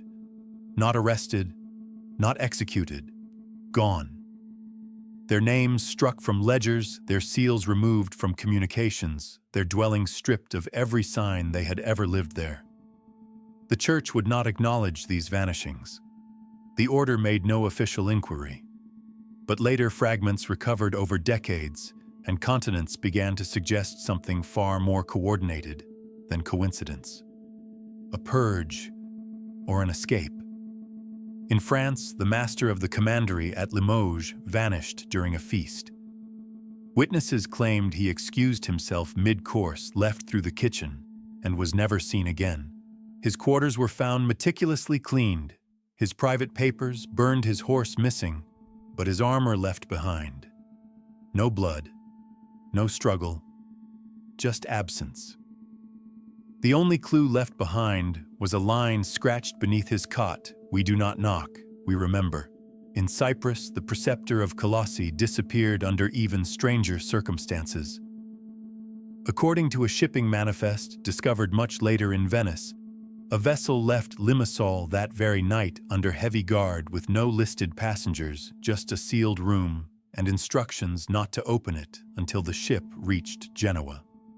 The captain died before disembarking. The room, when opened, was empty, but a faint crescent had been carved into the deck's floor. In York, the English Templar treasurer was last seen in the cathedral crypt, alone, conducting what his assistant called an hour of personal reckoning. When the assistant returned, the crypt was locked from within. Days passed. The door was broken open. The room was dark, the candles burnt to stubs, but there was no body. Only an extinguished lantern resting atop a folded black robe and a scroll bearing a single phrase, "He walks where the oath cannot follow." And in the Rhineland, the commander of Mainz left behind an even stranger legacy. The night he disappeared, villagers nearby reported a procession of 9 black-robed figures riding through the woods, silent even as their horses struck stone. The commander's name was removed from all subsequent ledgers. His residence was sealed. And decades later, when that seal was broken, no furniture remained, only the symbol of the crescent and blade etched into the hearthstone, and a cryptic diagram sketched onto the inside of the chimney flue. A star eclipsed, surrounded by concentric circles. What connects these 4 disappearances is not just timing, but intent. Each man held strategic power, financial, logistical, spiritual. Each would have been targeted first in the wave of arrests that would follow just 1 year later in 1307. And each, curiously, had voiced public concerns, often subtly, sometimes obliquely, about the order's direction in the preceding years. One letter from the York treasurer addressed to an unknown recipient reads, "If the inner fire is not safeguarded now, there will be no hearth left when the frost comes." A fragment from the Mainz commander unearthed in the archives of a monastery in Speyer notes, "There are those who still walk the hidden rule. Their silence is not dissent. It is guardianship. These weren't men turning against the order. They were perhaps stepping outside it for reasons known only to those within the forgotten circle. Some believed the disappearances were an act of betrayal, that the 4 men had uncovered plans for the papal crackdown and chose to abandon their posts, saving themselves while leaving others to burn. Others, however, see it differently, that this was a planned maneuver, part of a larger withdrawal that had begun long before the arrests. Not desertion, but preservation. A coordinated retreat not to avoid justice, but to fulfill a separate mission. The phrase, Night of Four Betrayals, first appears in a 15th century chronicle compiled by a French monk with access to suppressed inquisitorial testimonies. But he questions the word betrayal. He suggests instead a severing like a ship cutting moorings in anticipation of a storm. That image has stuck. 4 ships slipping quietly into the fog, each carrying more than a man. Ideas, instructions, possibly even artifacts. One recurring legend recounted in a Pyrenean village and repeated nearly word for word in a Sicilian port town tells of 4 knights who met once more years later in a ruined monastery near the sea. The villagers called them I Guardiani del Non Detto, the guardians of the unspoken. They lit no fires. They left before sunrise. And when they departed, the chapel floor was found swept clean, save for a single phrase carved into the altar. Et nos transivimus in silentio. We have passed in silence. No proof, of course. Just fragments scattered across language, land, and legend. But if the forgotten faction truly had architects, those who designed its escape, who sealed its secrets into stone and ritual, perhaps these were they. 4 men who knew the order was doomed, who knew that what they were protecting could not be saved through loyalty to kings or popes, only through disappearance. A purge, then, or a plan fulfilled. They found it in a Venetian vault, misfiled between shipping manifests and spice tariffs. The box was unlabeled, the parchment folded in such a way that only a corner of it had ever seen light. At first, archivists assumed it was a trade map, coastal routes, and merchant paths across Eastern Europe, the kind drawn hastily and redrawn often. But once unfurled, the truth of it became stranger. It was not a trade map. It was a movement map. One that plotted not roads, but silences. Places where voices stopped, where trails vanished, where names were known then forgotten. The ink was faded but preserved the style meticulous. Rivers were etched with mathematical precision, mountain ranges sketched with a patient, practiced hand. But what made the map so unusual were the markings absent from every known cartography of the age. Small black crescents, 9 of them, each encircling a crossroad, a valley, a forgotten monastery, or the site of an extinguished commandery. No explanations, no legends, just the seal of the crescent and blade in the bottom corner, pressed not in wax, but ink infused with iron dust. Magnetic, meant to pull perhaps, or simply to leave a residue behind. Scholars dated the parchment to between 1290 and 1305, a span of years that brackets the Templar arrests with unsettling precision. The handwriting bore resemblance to that of a known Templar scribe operating out of Marseille, but with marked deviations, abbreviations unfamiliar to Latin directional terms, borrowed from Arabic, and annotations written not in French, but in a ciphered Occitan that matched phrases from the ciphered scroll of Vienne. The first place the map led to was in modern-day Slovenia, a collapsed watchtower in the hills near the Drava River. Locals had long told stories of ghost riders, silent figures in dark cloaks, who passed once a decade and left behind no tracks. The site itself held little of value, but carved into the inner side of a crumbling archway, researchers found an inscription nearly eroded away. 9 words arranged in a circle surrounding a blank space. What is forgotten is not gone. What is buried still watches. Another marker led to a forested glen outside Brasov, Romania. At its center, a low mound barely visible above the loam. Ground-penetrating radar revealed a chamber beneath it. Not a grave, a vault. Inside were no bodies, no treasure, only a stone pedestal and a shallow basin carved from black marble. The walls bore no crosses, but when light struck them at a particular angle, a faint geometric design shimmered across the ceiling, interlocking arcs forming the image of an eclipse, the same that appeared in the Black Seal of Aragon. The alignment required perfect timing, 3 minutes of visibility. Then the room fell back into darkness. Other markers on the map led to similar anomalies. A ruined bell tower in Slovakia with stairs that lead nowhere but chime underfoot, as if they were still waiting to call someone home. A sealed doorway in a cliff face near Lake Ohrid, with inscriptions written backward, readable only through a mirror. A forgotten path through the Carpathians lined with stone markers etched with the same phrase in multiple languages. You will not find us, but we are here. What these locations share is not their significance to commerce or conquest, but their persistent invisibility. They lie in gaps, in territories never firmly held by Rome or the crown, in the breathing room between cultures, faiths, and alphabets. They are the places where questions don't echo, where footsteps disappear into moss. The fact that a map like this exists at all poses troubling questions. Who made it? Why was it hidden in Venice, a city known for banking espionage and the quiet art of knowing too much?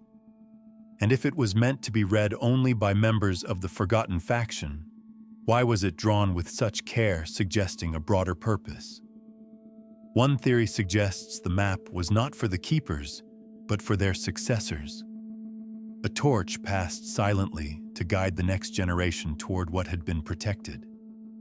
Another argues it was a failsafe, a record of sanctuaries in case the network collapsed. Or perhaps more provocatively, it was never meant to be used at all. Perhaps it was a test of trust, a forgery, a trap. But the consistencies are difficult to ignore. Every location corresponds with oral traditions, architectural anomalies, or historical voids tied to Templar activity. And in the margin of the map, written in the same iron-based ink, is a line that makes the blood run cold. 4 have passed. 5 remain. The circle must close before the next eclipse. What eclipse? An astrological one, a metaphor. The phrase matches nothing in Templar theology, but it aligns with another previously dismissed as poetic flourish, a phrase found in the blood-forged Charter of Béziers. When the sun dies twice, they will gather again. Could these phrases be linked to code or a clock? If so, the map is not just a relic. It is a warning, or a summons. And perhaps the most unsettling thought is this: if we found it, then perhaps we were meant to. By all official accounts, Montségur should have been the end. Perched high in the Pyrenean cliffs, the fortress was the last great stronghold of the Cathars. When it fell in 1244, over 200 souls were marched down its slopes and burned alive. The Inquisition considered it a cleansing, a final statement. What they could not destroy by logic, they would bury in flame. And for centuries, the site stood as a symbol of that erasure so complete, so final, that no dissenting faith would dare root itself there again. And yet, in the winter of 1996, a geotechnical survey of the mountain's southern face revealed a minor collapse in the bedrock. Nothing dramatic, just a subtle shift beneath a long-abandoned outbuilding. It would have been ignored, if not for the echo. A hollow ring where there should have been solid stone. Excavation followed, carefully, quietly. Until the entrance was uncovered, a narrow stone arch sealed from the inside with a plug of ancient mortar. Behind it lay a stairwell descending into a chamber untouched for more than 700 years. The room was small, oval, constructed with remarkable precision, its stones interlocked in a pattern unseen in traditional medieval masonry. There were no frescoes, no relics, no altar, just a platform in the center, no more than waist-high and 9 shallow alcoves carved into the curved walls. 9 again, always 9. But it was the walls themselves that told the story. When illuminated by torchlight, their surface shimmered not with gold or pigment, but with carvings so fine they almost disappeared into the stone. Interlaced crescents, symbols resembling eclipses and open eyes, and at the very center of the rear wall, beneath a deliberate shaft, where light fell for only a few minutes, each solstice the unmistakable blade and crescent seal, smaller than in other examples, but exact. Scholars argue endlessly about the purpose of the chamber. Some call it a tomb, others suggest a Cathar sanctuary. But Cathar theology emphasized simplicity, no rituals, no symbols, certainly no subterranean ceremonial spaces. And this chamber, this was something else entirely. One carving faint and nearly lost to time depicted 2 figures, one standing, one kneeling. No weapons, no crosses, only an object passed from one hand to another, a cube, or perhaps a book.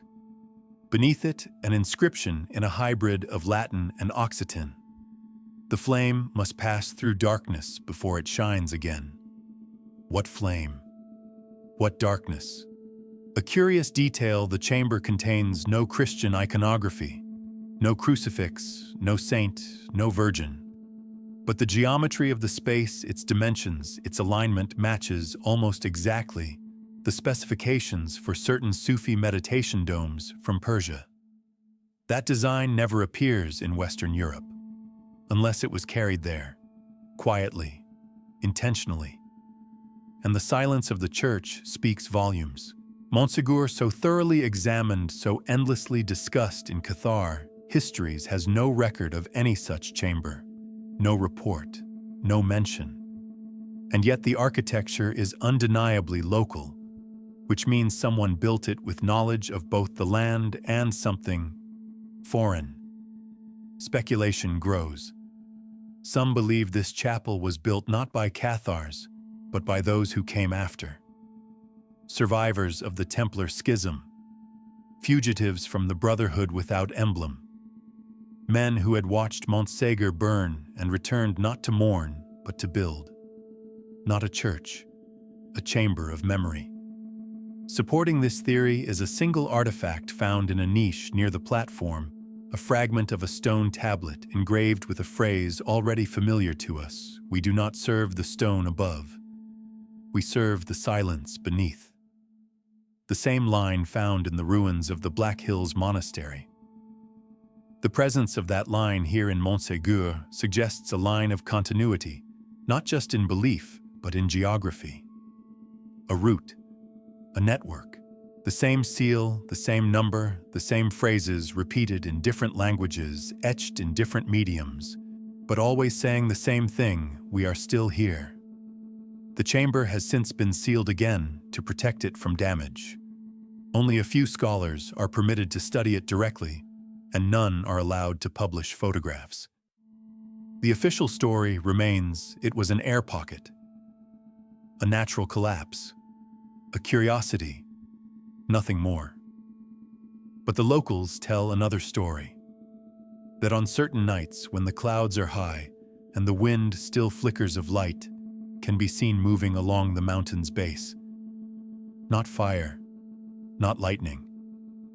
A kind of reflection, as if someone somewhere beneath the rock is still keeping vigil. Perhaps the flame did not die at Montségur. Perhaps it simply moved underground.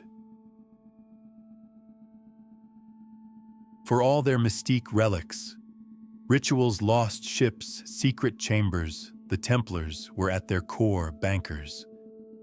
They created one of the most advanced financial networks of the medieval world, moving wealth across continents with letters of credit centuries ahead of modern banking. Their ledgers were detailed, their treasuries vast, and their accounts shockingly precise. So when hundreds of thousands of florins simply vanish from their records between 1302 and 1307, it's not a clerical error. It's a vanishing act. And like all good vanishing acts, it leaves behind no applause, only questions. The numbers first drew attention in 2008 when a group of economic historians digitizing Templar accounting scrolls from the temple in Paris noticed a break in pattern. Funds from Aragon, Bohemia, and parts of Provence began being redirected to unnamed holding chambers with no geographic anchor. The entries were written in a code, nothing as dramatic as ciphered scrolls, but deliberate inconsistencies in how amounts were recorded. The same sum might be listed in gold weight one month and livestock the next, and finally in a vague term, umbraticum of the shadow. Initially, these were dismissed as idiosyncratic bookkeeping. Then similar terminology surfaced in Cyprus, in Venice, even in remote Scottish abbeys once affiliated with the Templar cause. Always the same odd phrase, always in the years just before the arrests. And then the paper trail stops. Not in a slow tapering off, but an abrupt end. Like a hand pulling the quill away mid-stroke. No final transaction, no consolidation, no confiscation. When King Philip of France ordered the Templar treasuries seized in 1307, his officials found only a fraction of what was expected. Vaults were empty, chests missing, accounts closed, the gold gone. One theory suggests the order smuggled their assets to friendly nobles, but no wealth was found in their estates. Another claims it was buried, but even 7 centuries of treasure hunters haven't turned up a glint of it. So where did it go? A clue may lie in the Black Ledger of Montpellier, a now fragmented financial record found behind a false wall in a former Templar commandery. It lists a network of over 20 locations labeled only as Domus Nime House 9. The amounts moved to these sites are substantial, yet none of them appear on official maps. When matched against the crescent symbol map discovered in Venice, however, several locations align almost perfectly. Hidden waypoints, shrines, vaults, and at the bottom of one page in hurried script, the sun is not the only star that guides. The phrase echoes earlier ritual language, the idea of following a path not lit by the obvious, but by the obscured. A path guided not by cross or crown, but by the eclipse. The shadow. If true, this suggests the money wasn't simply stolen. It was redirected. Not for personal gain, but for something else. An infrastructure, a continuity project, a way to keep something alive when the order itself died. This theory gains weight with the 1984 discovery of a carved stone panel in an abandoned chapel near Avila, Spain. The inscription translated roughly reads, "The coin is not the treasure. It is the silence between coins that buys freedom." Beneath it, a small cavity once held a metal scroll now missing, but impressions in the stone suggest a diagram, possibly a network, possibly instructions. So why hasn't modern scholarship accepted this narrative simple? There's no hard evidence. No gold bars stamped with the crescent. No chests with secret compartments. Just ledgers with numbers that don't match vaults that echo too easily, and silence where there should be accounting. But if the forgotten faction had broken from the official order, if their purpose was no longer conquest but concealment, then what better way to vanish than to unwrite their own fortune? This theory gains its final weight in a letter written by a Genoese banker in 1309 addressed to a brother of the path. It mentions the arrival of the sum with no name and warns it must not lie still. Movement is memory. Stillness is death. No bank today has any record of such a sum. No modern institution has traced it forward. Yet the pattern remains. A money trail that doesn't just disappear, but refuses to be found. The Templars were many things: warriors, monks, builders. But those who slipped into the shadow after the schism understood that knowledge without security is vulnerability, and that gold, when used properly, can build more than castles. It can build silence. In the autumn of 1307, as the walls began to close, a single Templar ship slipped quietly out of the harbor at Marseille. The date was October 11th, just one day before the mass arrests ordered by King Philip IV of France. Most believed that the order had been caught off guard, that its fall came with a crash. But this ship tells another story. One not of reaction, but of preparation. Of someone somewhere knowing exactly what was coming. Port records from Marseille do confirm the departure. A vessel unnamed, unflagged, with no listed cargo cleared the harbor in the pre-dawn fog. Its stated destination was Cyprus. But no ship arrived in Cyprus that week. None ever did. The vessel vanished from the rolls, and with it, so did several men known to be connected to the inner workings of the Templar treasury and communications office figures who had stopped appearing in any record after that morning. What's especially notable is the cargo manifest, or rather the lack of one.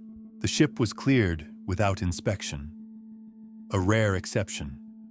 Even more rare given the tensions rising in France. The harbormaster, in a surviving letter to the governor of Provence, noted that the vessel bore no standard, yet bore the weight of order. He meant perhaps that it carried the air of authority. Someone had pulled strings. Someone had warned them. Among the few who noticed the departure was a Benedictine monk at Saint Victor Abbey. In his private journal, he recorded a strange phrase overheard from a sailor at a nearby tavern. "The fire comes tomorrow. We go where the ash cannot follow." It may sound poetic in hindsight, but the date doesn't lie. The next morning, the arrests began. So where did the ship go? Some say Scotland, others Portugal. A few claim it never reached land at all, that it sank, that it was a decoy, or even that it served as a mobile archive holding more than coin scrolls, artifacts, relics never meant to fall into Rome's or Philip's hands. But most compelling is a document uncovered in 1953 in the archives of the Crown of Aragon. A letter unsigned written to an unnamed count warns the stars have shifted. The Ark must change course. It carries more than names. It carries memory. The letter refers to the circle several times, and one line stands out more than the rest. The 9th has been chosen. The sea will remember him. Again, the number 9. Again, language that echoes the mirror right, the crescent seal, the council no chronicle dares acknowledge. What if the ship wasn't carrying treasure in the way we understand it? What if its cargo was knowledge rituals, a lineage preserved not in gold, but in breathing bodies who remembered the oaths not written, the prayers not sanctioned? Some scholars argue the ship was bound for the western coast of Ireland, citing vague oral histories of silent knights, arriving by night, staying only long enough to pass something to the monks, then disappearing inland. Others believe it reached Galicia in northern Spain, where isolated monastic communities already sympathized with the more mystical traditions of the Templar movement. But there's one theory rarely discussed out loud, that the ship didn't go west or south, but east, toward the Levant. That it carried not refugees, but emissaries. That it sailed toward Jerusalem, not the city as it was, but as an idea. That somewhere beneath the ashes of Acre and the ruins of lost chapels, the flame had never fully died. A symbolic return, not to conquer, but to complete something. To seal what had been broken at the midnight chapter in 1213 when the oath that fractured the order had first been sworn. Of course, it's only speculation. The ship left no wake, no surviving log. But across 3 centuries of rumors and failed expeditions, one name keeps resurfacing: Al-Baruch. A corruption perhaps of Baruch the Blessed in Hebrew. Or a code name, or something else. In one final clue, a marginal note found in a ledger at a commandery in Provence, written in tiny script near the binding, reads, "The last key was taken by sea. We do not sail for escape, we sail to remember." The line is nearly identical to a passage in the ciphered scroll of Vienna. And once again, the message is, the same movement is memory. Stillness is death. The ship from Marseille did not flee. It completed a circuit, a ritual in geography, a line drawn between past and future darkness and light. Not a retreat, but a continuation. And if it ever reached shore, the silence that followed was not emptiness. It was the sound of something beginning again.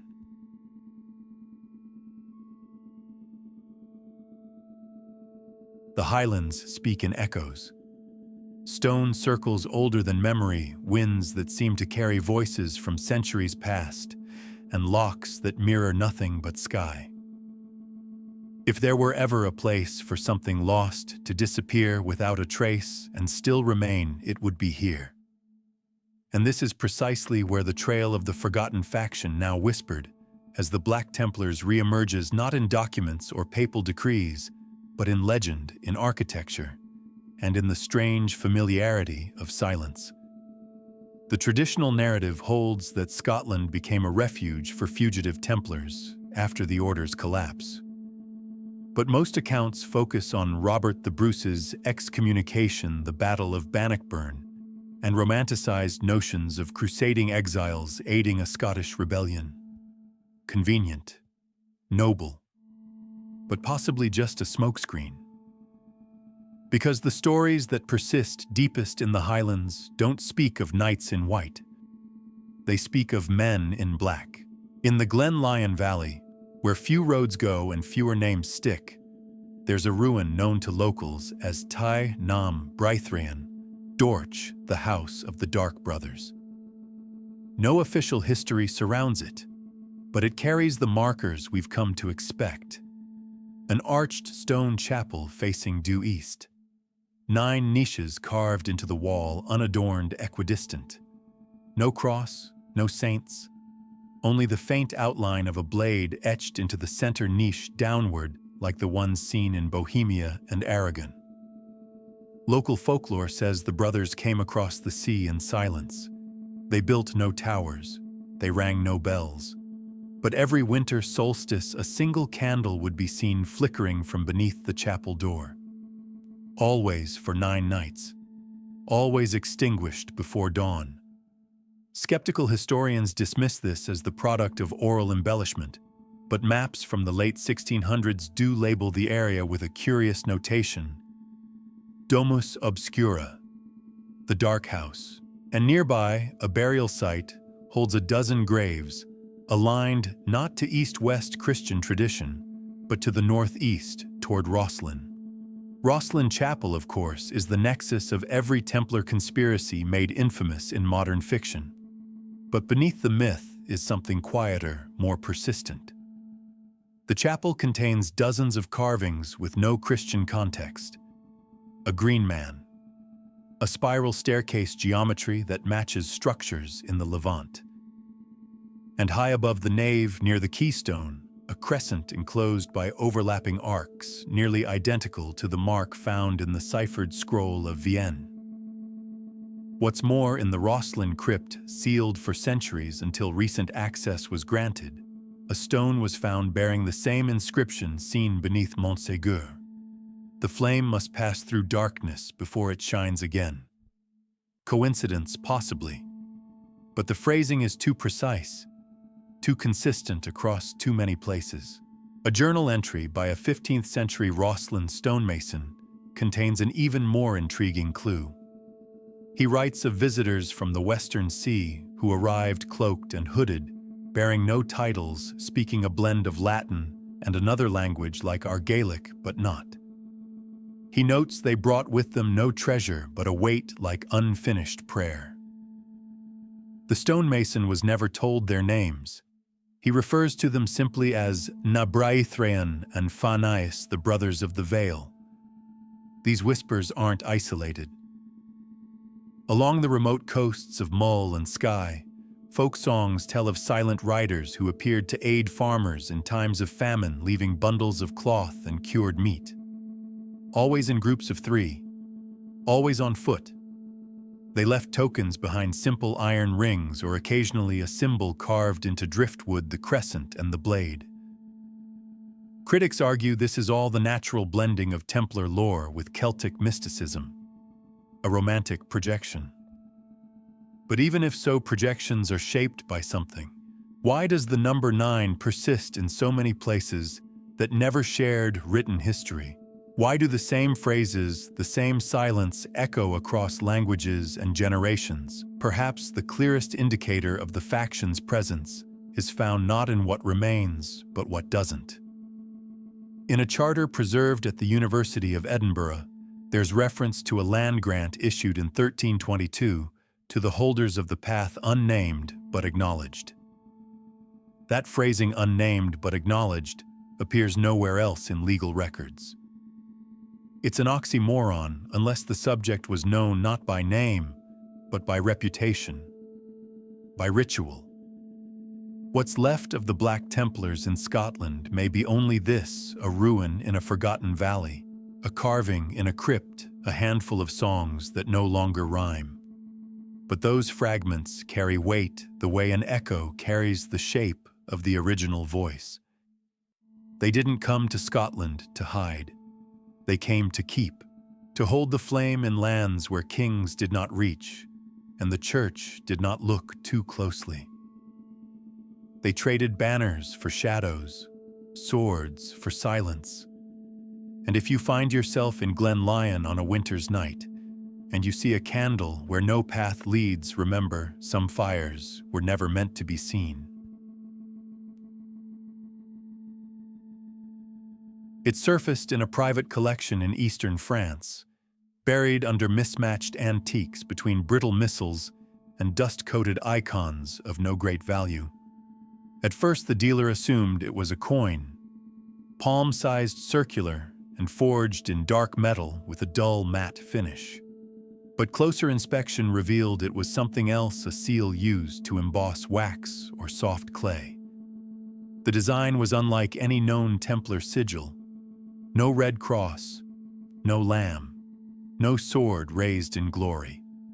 Instead, it depicted a crescent surrounding a circle, the edges feathered with finely etched rays, a sun eclipsed, light hidden, power cloaked.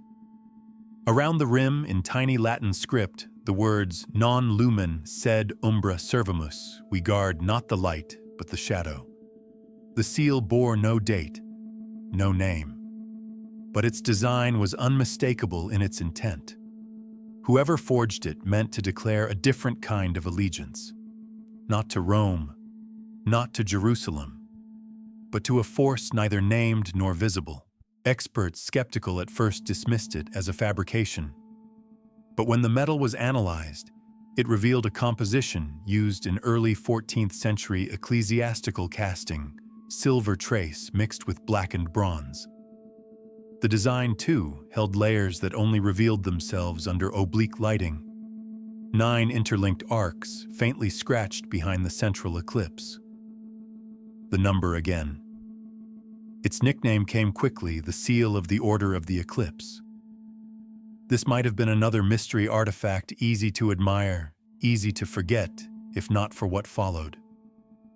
Within a year of its discovery, references to a group by that same name began surfacing in unrelated sources. A ledger from a disused Carthusian abbey near Lyon mentioned a payment to Eclipse brethren. A Vatican inventory list, long overlooked, contained a withdrawn volume labeled De Ordine Obscuro, on the Order of the Obscured. It had been requested twice, once in 1621. Once in 1803, both times by independent scholars researching the Templars. Both times the request was denied. In Prague, a stained glass window in a church attributed to the late 1300s was restored after centuries of grime were removed. Beneath layers of grime, a strange image was revealed. A knight kneels not before a cross, but before an eclipsed sun. And around him 9 indistinct shapes, neither angelic nor demonic, stand, with hands extended, neither threatening nor blessing. Above them a banner reads in Latin, "The watchers wait for the silence to end." symbolism perhaps. But taken alongside the artifact and the recurring symbols we've now seen across France, Bohemia, the Pyrenees, and the Baltic, the suggestion of a structured symbolic order built entirely in the negative space of official history begins to take shape.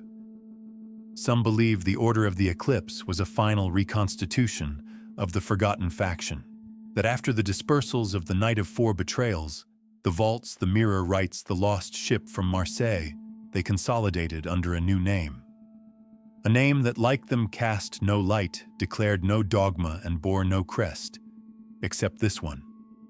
A Jesuit marginal note from the 1600s found in a treatise on heresies may offer the most direct reference. It reads, "Beware the eclipsed. They wear no color but time." The context is unclear, the tone fearful, but the language, it resonates with every previous thread. Even the architecture begins to comply. Several structures now believed to be connected to the faction underground chapels, hidden chambers, contain architectural motifs that mirror the eclipse concentric circles with one consistently blackened segment. The implication that the path leads not to revelation but concealment, that the ritual itself is the hiding, and maybe this was always their endgame.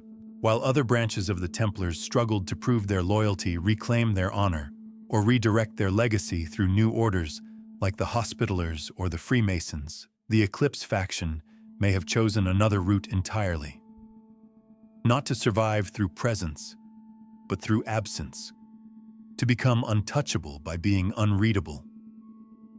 The seal is now held in a private vault in Geneva, not displayed, not catalogued publicly, but its existence has been confirmed, its impressions matched to at least 2 wax artifacts recovered in separate Templar strongholds.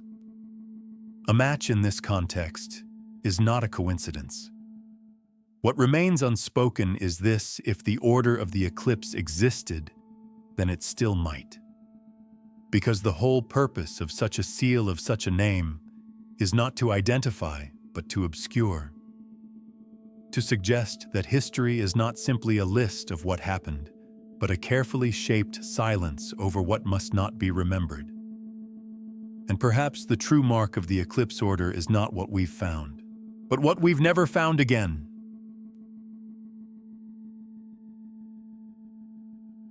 By the end of the Templar trials, Rome had amassed thousands of pages of testimony, confessions, denunciations, and papal briefs.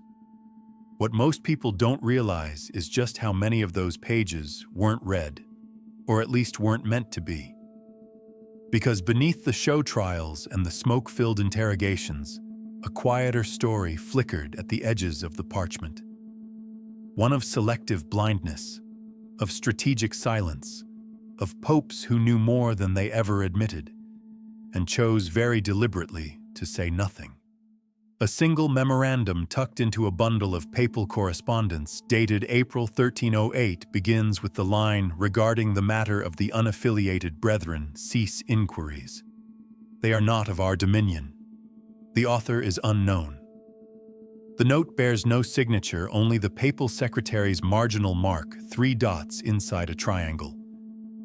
A symbol known to denote restricted circulation. The file was found only recently during the digital reclassification of the Vatican Secret Archive, officially renamed, ironically, the Apostolic Archive. Other subtle references begin to surface once you know where to look. A 1311 letter from Pope Clement V, addressing the inquisitorial tribunal in Toulouse, warns against widening the net to include those whose paths are unrecorded, but not unknown. The phrasing suggests knowledge of groups adjacent to the Templars, but not formally connected groups the Church did not wish to provoke. And then there's the suppressed document known as the Chignon Parchment.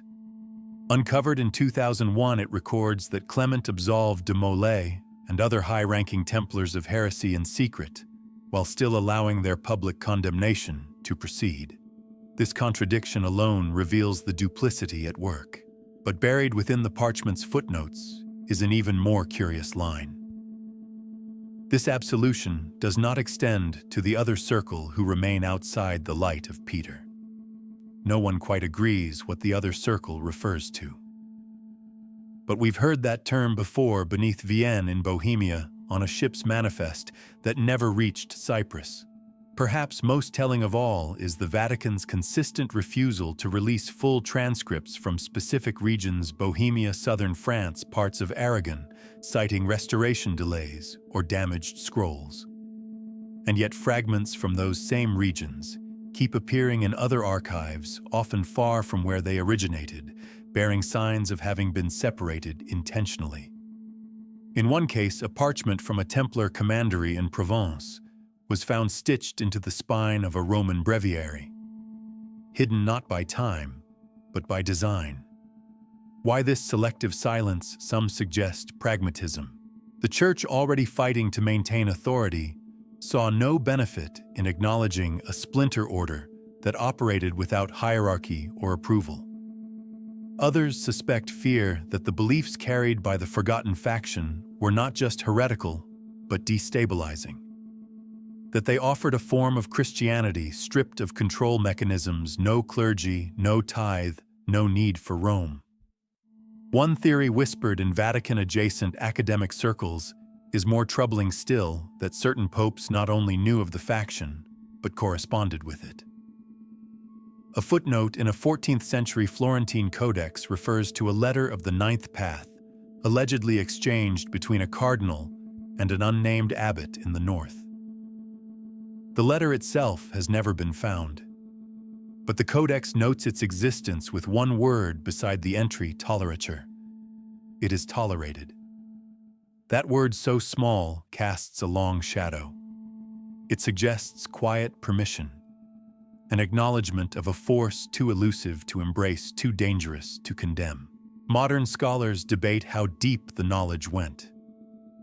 Was it just Clement? Did his successors know? Did they inherit the silence? Or was it something passed hand to hand, pope to pope, folded into the unspoken curriculum of power? There is no direct proof. But the patterns say otherwise. When a heresy is known, it is named. When it is feared, it is burned.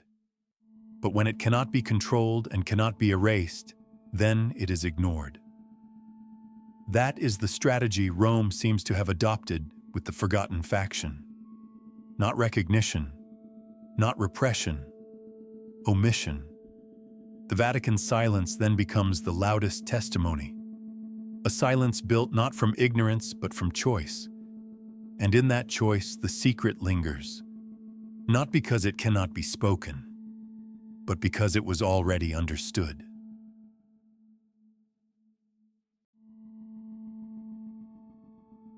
By now you've followed the trail through fire and parchment, through forgotten ruins and sealed vaults, through whispers in the highlands and markings beneath the Temple Mount. Each clue on its own might pass as legend, but woven together they form something heavier, an outline of a presence that once stood just outside history's gaze. Now comes the difficult part. Not just asking what they were or where they went, but why this one faction above all others had to vanish so thoroughly that even the Templars themselves would not name them. Let's begin with what we do know, even if the Church refuses to confirm it. This faction existed. They called no place home, wore no emblem, save for what we've come to call the eclipse, and operated through shadows that left just enough evidence to persist, but never enough to accuse. Their movements tracked alongside official Templar routes, yet deviated just enough to suggest independence. Their rites shared resemblance with Latin rule traditions, yet were shaped by influences from Cathar mysticism, Gnostic dualism, and likely something even older still, something tied to a belief system that predated organized Christianity. They operated in nines, they built underground, they preserved knowledge the Church declared heresy, but they also curiously kept to a strict code of silence. Not the silence of fear, but of intention. Silence as shield, silence as identity. And here's where everything converges. There is a consistent thread in nearly every encounter. Wherever this faction went, records vanish. Libraries burn. Letters go missing. Witnesses speak in riddles or not at all. Even papal documents trail off into euphemism when addressing the unnamed brotherhood, as if to name them was to empower them or summon something unwanted. So why the secrecy? What could be so dangerous? Some scholars believe they possessed a different theology altogether, not a rejection of Christ, but a radical reinterpretation. One that saw the crucifixion not as sacrifice but as message. One that placed divinity not above mankind, but within it. A vision that eliminated the need for clergy, for hierarchy, for gates between man and God. A belief that sacred knowledge, gnosis, was the only salvation. That belief would have shattered the spine of the medieval church. Others argue the danger was political, that the faction preserved ancient Templar banking systems, untraceable, decentralized, immune to both kings and pontiffs. This would explain the diverted funds, the blank ledgers, and the final ship from Marseille. A network not just of faith, but of capital, invisible power. And then there's the third possibility, one harder to prove but harder still to ignore, that the forgotten faction held something the church could never admit to exist. A relic, a manuscript, a truth, not metaphorical, not symbolic, physical, the underground chapel at Montségur, the scroll beneath Vienne, the ciphered letters from Bohemia. All suggest more than belief. They suggest safekeeping, protection, guardianship. If the Order of the Eclipse, or whatever they called themselves, survived even in fragments, they may have done so not as rebels, but as stewards. Not seeking to defy Rome, but to outlast it, to preserve something neither church nor crown could be trusted to hold. That kind of mission requires disappearance. It demands it. No banners, no glory, no tombs with names, only silence. Which brings us here, to the theory that in 1307, as the Templar order crumbled under the weight of accusation and debt, this faction saw what was coming, not with prophecy, but with cold clarity, and they acted. They extracted resources, routed new paths through the Eastern Front, scattered knowledge across safe houses in Scotland, Bohemia, and the Pyrenees. They orchestrated the night of 4 betrayals to cut ties cleanly, and then they vanished, not erased, withdrawn, into what some call myth, others call conspiracy, and a very few, still call duty. Rome knew, France knew, even the surviving Templars likely knew.